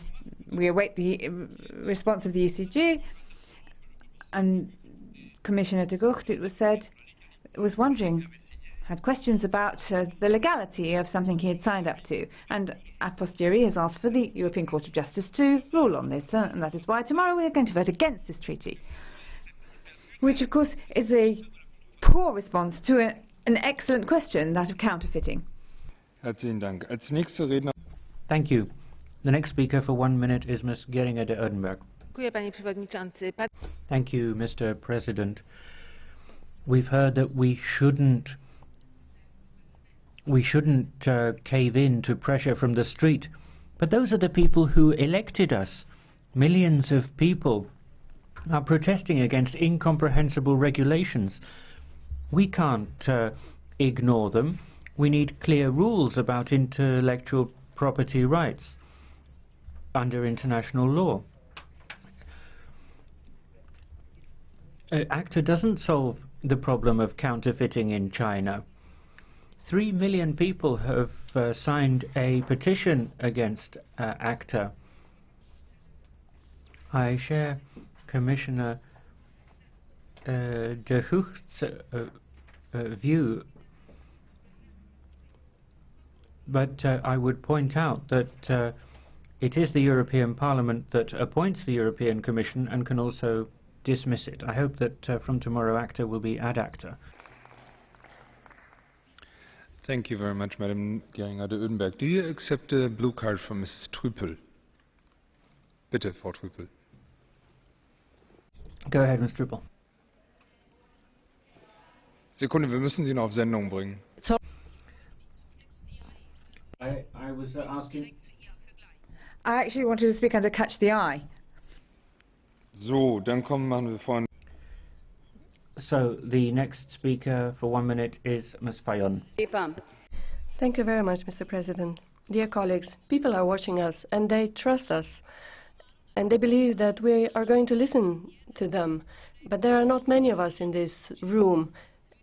And it is our responsibility tomorrow that we take a political decision. People are afraid because this is an infringement of their rights. We want to fight against counterfeiting of goods and for the protection of intellectual property rights. However, we need more creative and efficient ways to do so. The European Court should not be a reason for delay. 5 parliamentary committees have declined to give their consent to this agreement, and I believe ACTA is really ad acta. Among Europeans, there are lots of fears, and they are afraid that ACTA will not limit online piracy. Let me try and quote one of the Slovene IT experts. He says that ACTA protects those who stayed in the caves when they were still doing the cave paintings. Thank you.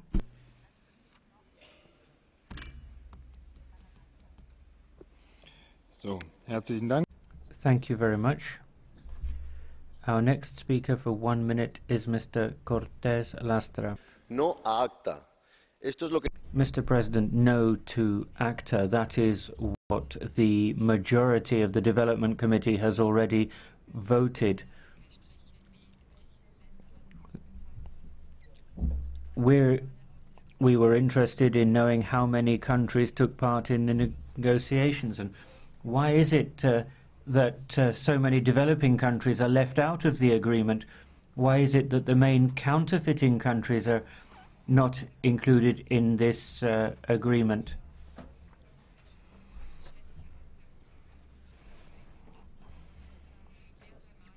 On a number of occasions, NGOs and the European Parliament Special Rapporteur have talked about the importance of access to generic medicines for disadvantaged members of society. ACTA would restrict access to generic medicines. We said no because we wanted consistency between EU policy and development policy. Herzlichen Dank, Herr Kollege. Wir kommen zur letzten. Thank you, and now Heard from Mr. Fjellner. Mr. Fjellner, please. You have the honor of the last one in this debate. The main reason the most copywriting nations didn't want to take part in ACTA negotiations is because they want to keep on infringing copyrights. But if you think that's an important argument against it, do you think that the fact that USA and China are not a part of the Kyoto Protocol is a good argument to vote against the Kyoto Protocol as well? No.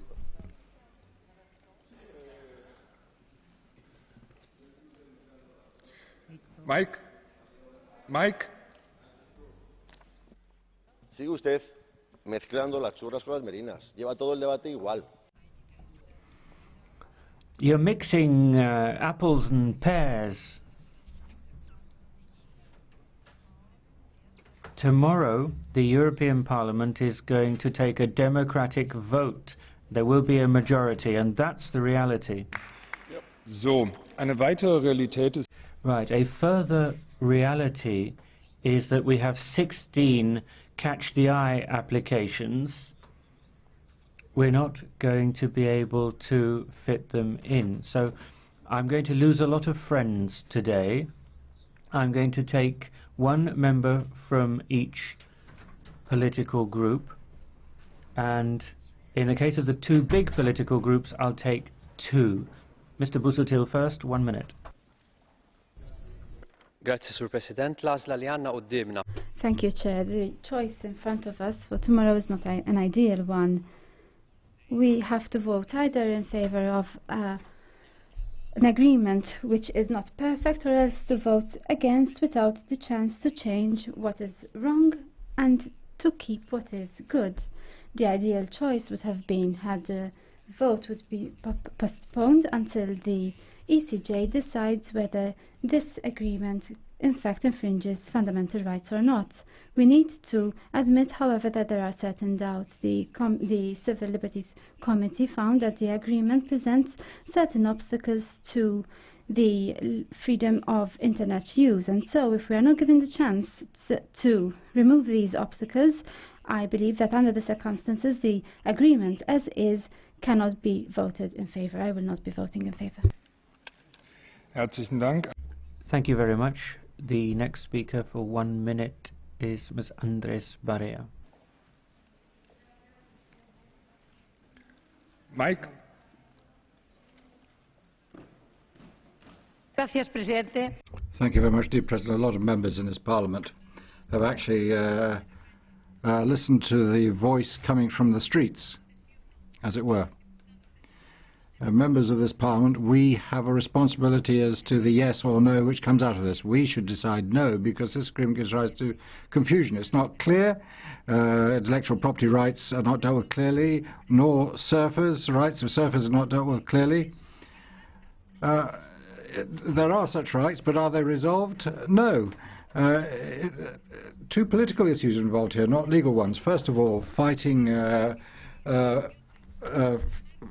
counterfeit products and piracy, but also we've got this new digital era we're living in, and the socialists have been saying for some time there are opportunities involved in here to support society when it comes to the digital area. Otherwise, we're going to be absolutely finished. Thank you. Next speaker, 1 minute. Ms. Ojoland. Thank you, President. It would be a shame if the European Parliament were to approve the substandard agreement. The rapporteur has rightfully pointed out that it is not in our capacity to guarantee that the vague language of ACTA will not be used at any point for the wrong purposes. The civil society has mobilised against ACTA on a remarkable scale and voiced the concerns that the adoption of the agreement may potentially limit their civil liberties. The Commission, as well as the Member States, have failed to rebut those concerns, and it cannot be denied that the text of the agreement is open to uncharitable interpretation. With those considerations in mind,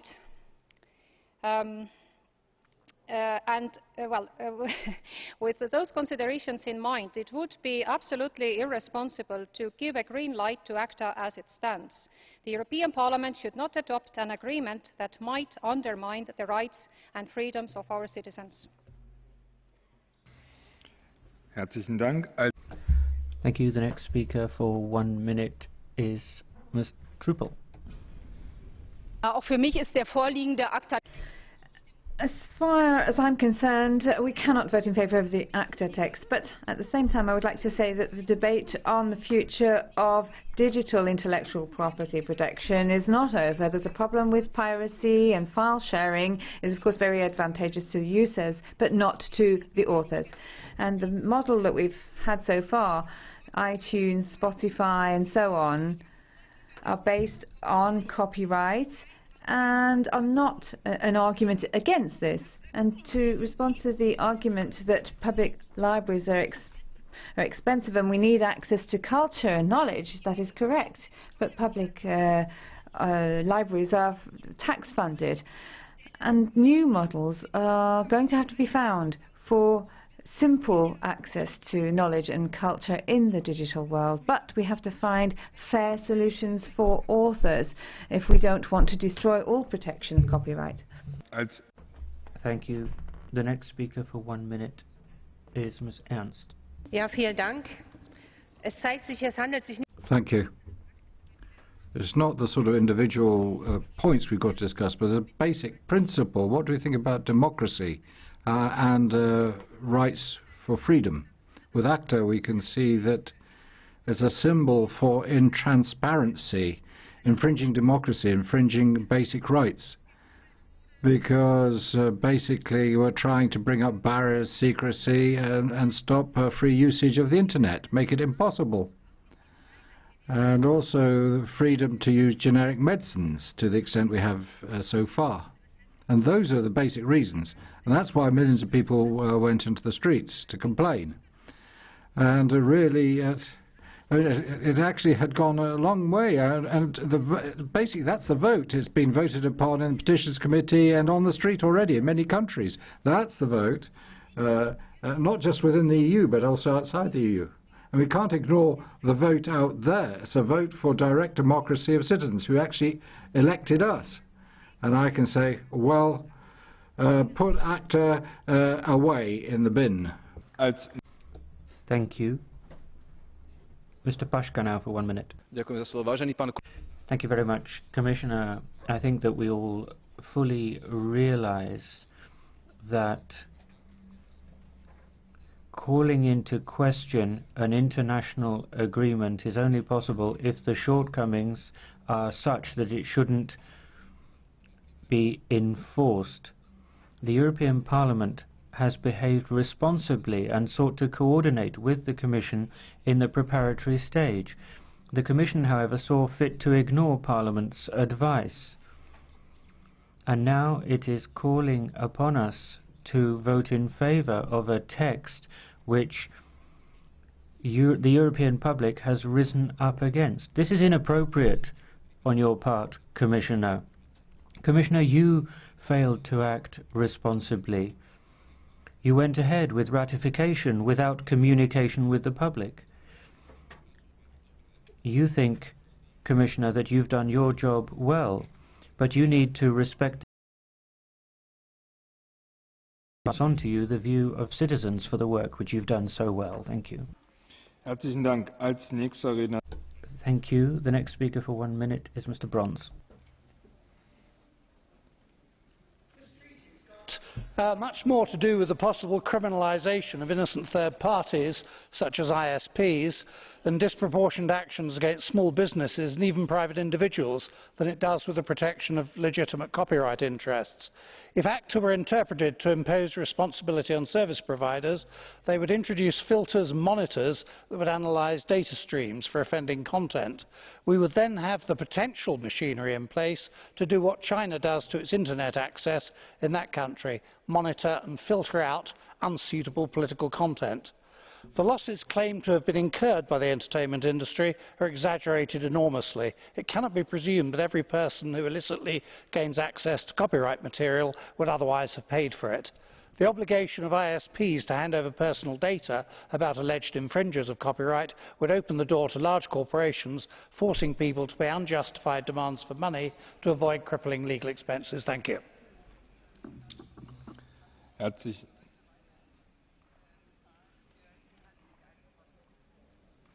Ich wollte nur die Übersetzung zu Ende laufen lassen. Yes, the next speaker is Ms. Jordan. Thank you. Today, after this debate, I am even more convinced that ACTA has been politically abused because it only concerns the gaining of political support, and regardless of the consequences that the IP rights have to the political or to the position and situation in Europe. We did not discuss what is good in ACTA and why we need it. What I have in mind are the safety and security aspects and annual loss of 8 billion euros, and also what it means for jobs in the European Union. We know, namely, that there are a lot of unemployed, especially young people. Of course, there are doubts with regard to the violation of human rights and that we should wait for the ruling of the European Court of Justice. And I'm appalled by the lack of trust with regard to this, because lots of people don't trust the experts from member states who participated in the drafting of this agreement. They don't trust Commissioner de Gucht, and they say that we don't even need the European Court of Justice. Tomorrow we are going to give our decision by feelings and not on the basis of expert opinion. Thank you. Herzlichen Dank. Thank you very much. The next speaker for 1 minute is Ms. Țicău. I support the fight against counterfeit goods, but this shouldn't be at the risk of trampling EU citizens' fundamental rights. I therefore cannot support ACTA in its current form. I'm particularly concerned about Article 27, paragraph 4, which allows signatory parties' competent authorities to require internet service providers to divulge information which will allow the identification of a subscriber in cases where a breach is suspected. I stress suspected. I'm also concerned about the references to small quantities of goods in luggage, because quite clearly this could be a breach of the principle of free movement of goods and persons in the European Union. Thank you. So, meine Damen und Herren, wir Ladies and gentlemen, as I said, I'm not going to make many friends today, but we have had 9 out of 16 catch the eye speeches. I'm sorry I can't take the other 7 because we are so far over time. Now, I'm sure you're all impatiently waiting for the view of the Commissioner. Commissioner de Gucht, you have the floor. Thank you very much, Mr. President. Not all of them are waiting impatiently. In any case, not in the plenary. A lot of them have already left. But I would like to start with some procedural remarks. A number of members, amongst them Mr. Albrecht and Mr. Scholz, have said that I did not properly inform the European Parliament and that I have contributed to secrecy. Now, I have no problem that Parliament has a completely different opinion from what I have. That's what the Parliament is for, to reflect all opinions in society. What I do not take is this critic, because from the moment that I have had the responsibility for this file, I immediately have done anything possible to make the results of the negotiations being public. And by the way, I managed to convince our negotiating partners in doing this.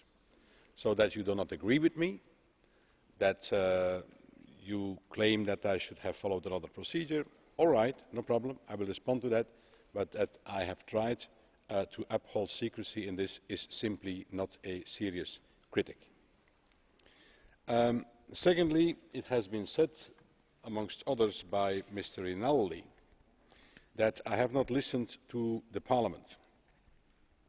Now, there, Nicolo, I have to tell you that the last time that the European Parliament pronounced itself on ACTA was in November 2010. And then a majority, though it was slight, voted for a resolution that supported ACTA. So listening to Parliament means listening to the majority of Parliament.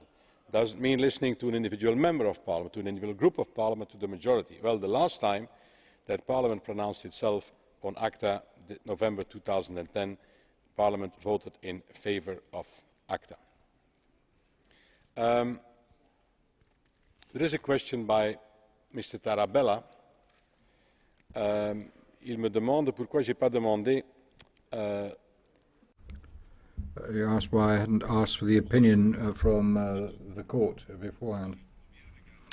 Well, look at the text closely, Mr. Tarabella. Look at article, or the article which actually covers that in the ratification procedure, the treaties. Parliament, the Council or the Commission may obtain the opinion of the Court of Justice as to whether an agreement envisaged is compatible with the treaties. Where the opinion of the Court is adverse, the agreement envisaged may not enter into force unless it is amended or the treaties are revised. Donc, ça dit très clairement qu'on... Well, it's a clear statement that you can ask for an opinion from the Court of Justice, or once a text in the treaties is, well, the text says once they have a result of the negotiations. And that's the whole point of the procedure with the court. And I actually kept to that. Also, I'm not the only one who asked for an opinion from the court and then withdrew it. So I have to take time to reply to all these things. I'll read a letter to you, which goes as follows. Contemplating trade agreement ACTA would have legal implications in several fields of legislative competence of the European Parliament, including new ones such as criminal law. In order to have legal certainty and to avoid that questions of the compatibility with the treaties arise during the ratification process or after ratification of the agreement, we would like to request that the European Parliament seeks an opinion of the European Court of Justice concerning ACTA. Thus, on the basis of Article 97 of the European Parliament's Rules of Procedure, we request that the plenary vote be held on the following text. Pursuant to Article 218/11 of the Lisbon Treaty, the European Parliament submits the following request for an opinion of the Court. Is the envisaged anti-counterfeiting trade agreement ACTA compatible with the Treaty of European Union and Treaty on the Functioning of the European Union? Signed for the Greens, Rebecca Harms and Jan-Philipp Albrecht. I must say that there is a little bit slight difference with what I heard this afternoon from Mr. Albrecht. So he has in the meantime changed his opinion, not myself, I would say. I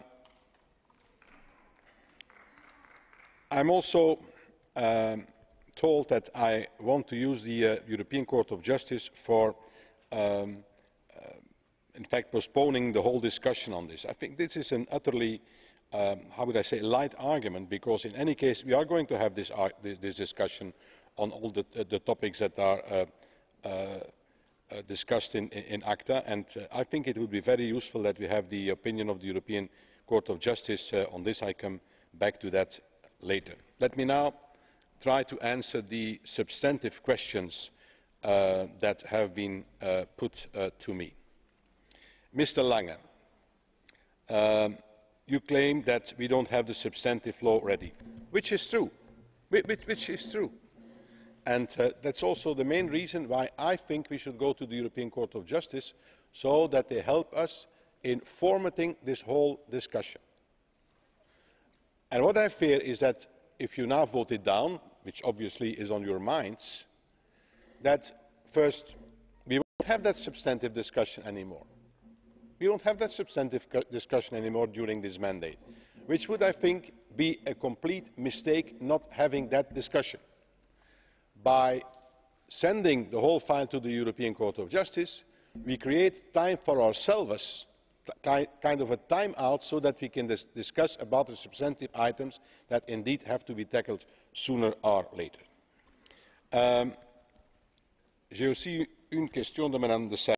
Now, I had a question also from Mrs. de Sarnez and several other people as well, regarding why India, China and Brazil are not taking part in negotiations for this agreement. Well, it's because they don't want it. They don't agree.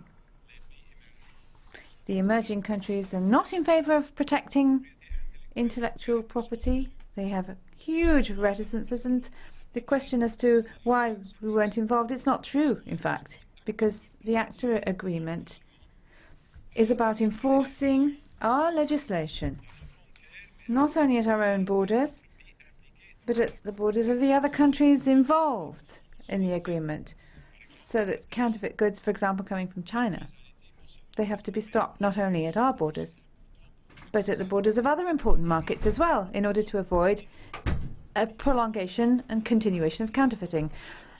So that is an incorrect statement, and if China, by the way, doesn't agree on this, colleagues, it's not because of protection of fundamental rights. It's for other reasons. And you say that only the industrialized countries, I can repeat the response I've just given you, but I think there's another element to this which is not clear in this debate, and that is the whole question of medicines. And I have to say, I received, as I told you, thousands of emails about this. Fortunately, practically all of them were identical, otherwise I would have had to read them all. But when you take a look at bilateral agreements that we negotiate, for example with India, I had some questions on that as well. We were very careful to ensure that generic medicines were not to be made impossible by these treaties, and the lady in question has left the room, unfortunately, but there's a huge difference between generic and counterfeit. There's a huge risk for public health with regard to some products that are indicated as being generic products, but in fact they're counterfeit goods which have secondary effects, adverse effects that are not labelled. And I've taken note. I wasn't surprised exactly, but I can understand the argument here. But I'm not sure everyone would agree. It's Mrs. Bellier's point, saying that it's a refusal of this world. And I can understand some people wanting to refuse that world, but I don't understand everybody in this House refusing and rejecting this world. I'm confused. Back to English. Next speaker, David Martin, and what he has been saying in his intervention. David mentions the problem that this treaty could be misinterpreted in the future, that it's not clear enough. And basically I agree on that.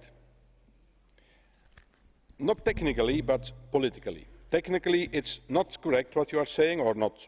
I mean, I'm not saying that you are not putting it correctly, but your analysis is not necessarily the correct one, because, for example, commercial scale, when you look at the jurisprudence of the Court of Justice, it is very clear what commercial scale is. But of course a citizen is not supposed to look at the jurisprudence of the Court of Justice. That I agree with, but this is a very clear concept. Secondly, you say there is the problem of the sanctions.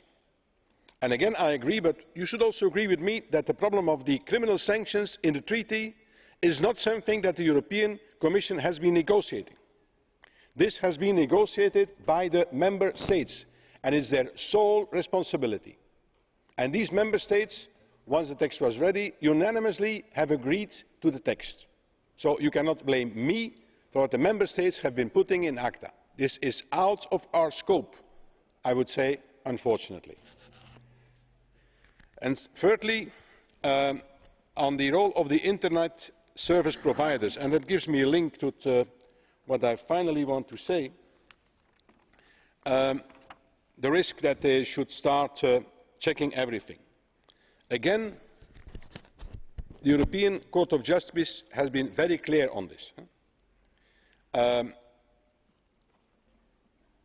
Very recently, in the ruling Sabam against Netlock case, the European Court of Justice has ruled that it is not possible to impose on intermediaries such as social networks a general obligation to monitor user data, which means that the European Court of Justice is looking into these matters, is giving answers to these questions.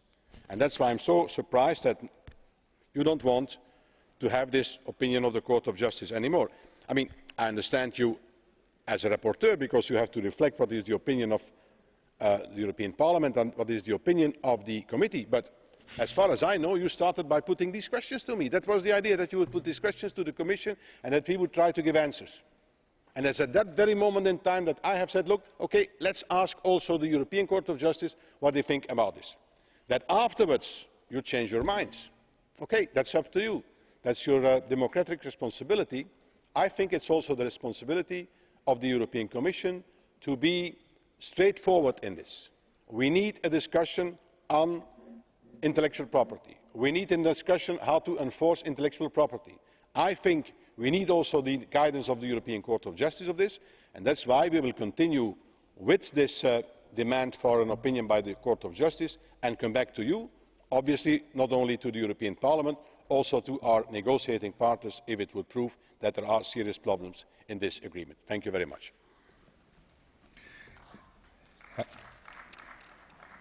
Herzlichen Dank, Herr Kommissar. Thank you very much, Commissioner. To close the debate, we will give the floor for 2 minutes to the rapporteur, Mr. Martin. Thank you very much, President. I think we've had a very good debate, both here inside the chamber and a parallel debate taking place on Twitter, which has been very highly informed. I think there's been one misunderstanding in the debate, that is the role of the European Commission here. And I think people, particularly outside this House, have to understand that the Commission not only has the right, but it has the duty to defend its proposal, and has the duty to advocate its proposal, and the way the institutional triangle works is then up to the Parliament and the Council to accept or reject the Commission's position, and that's where we are now. The one thing that's worrying me about this debate is presumption on some benches that if you listen to ordinary citizens, you're being populist. But if you give in to the big commercial lobbies, you're being responsive. That is not a distinction that I can accept. There are two demographics that I have found who have been opposed. There's been general opposition to ACTA, but two demographics in particular that have expressed concern about ACTA. The under-25s, who regard the internet as a zone of freedom and an open area for expression, and I don't think ACTA has successfully reflected their concerns.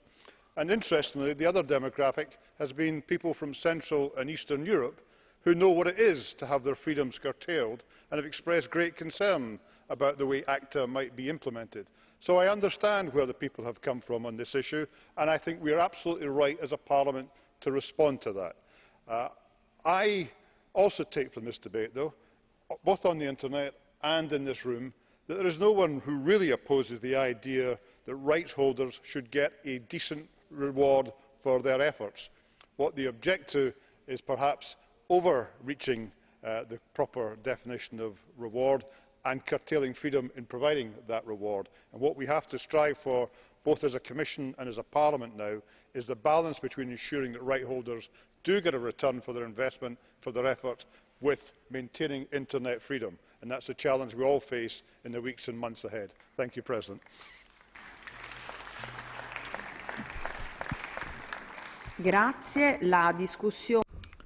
Thank you. That closes this particular debate, and the vote will take place tomorrow at midday 30. Now, the Giovanni La Via report 2013 budget, trilogue mandate. Now, 4 minutes to Giovanni La Via, please. Well, President, Commissioner, dear colleagues, the vote on the trilogue mandate is taking place at a time of crucial significance for Europe, particularly Europe of tomorrow. 28th and 29th, the Council decided on a series of measures to guarantee a financially stable and competitive Europe. But heads of state and government really said we've got to get out, well, this is the way out of a crisis, to get to a stronger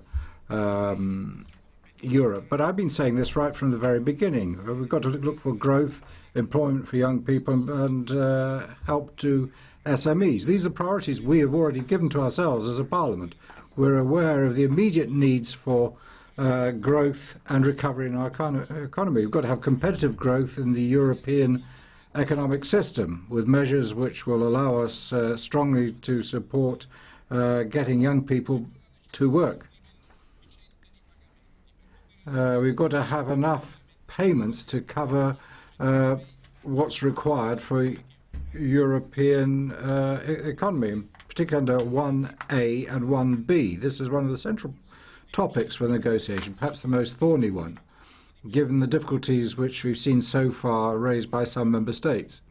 But one point is worth remembering. If you look at the conclusions, there's a point in there which we would like to have in the report to be voted tomorrow by an oral amendment, where the Council actually states that the European Union will continue to do everything necessary to bring Europe onto the path of smart growth which is sustainable and inclusive.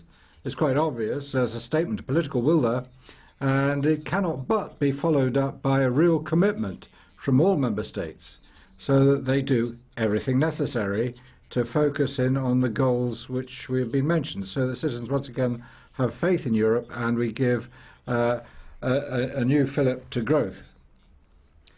The payment appropriations proposed by the Commission in its draft are based on estimates made by member states themselves and reviewed down by the Commission, which member states obviously are going to have to keep to, given what they've said.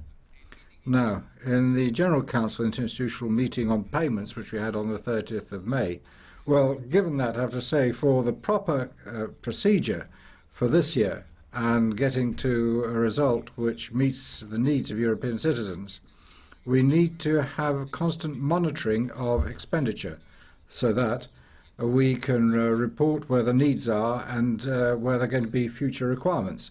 So we really need interinstitutional cooperation for that, which unfortunately has not been the case so far. And I think we have to mention what happened in last year's budget procedure. Look at the problems of getting decent payments for 2012 via an amending budget. Now, 2013 is the last year for the current financial perspectives, and there's going to have to be a tremendous increase in payments. So we have to avoid the slippage which happened 2012 onto 2013. But it's not just payments we've got to focus in on, we've got to have a sufficient number of commitments. Because at the moment, in a crisis, and the Council itself has said this, we need more Europe, not less Europe. And for that, for commitment appropriations, we really do need to underscore our political requirements and foster investments for growth and the creation of new jobs. We need to do that to get out of the crisis. One last important point that's the financing of ITER. We have already taken note of the Commission's proposal to use some resources gained by cuts in the 7th Framework Programme. But again, here, Parliament intends in any case, as agreed in the joint declaration, we intend to use fully all means available within the financial regulation and the interinstitutional agreement. And finally, let me thank colleagues, in particular shadows, for the work they've done. And come back, see there's not the Council, but I say to Commissioner Lewandowski, let's have close interinstitutional cooperation during the whole procedure. And I hope that we'll be able to tie it up successfully with enough finance behind it in the interests of European citizens in good time, as foreseen by the treaties. Thank you.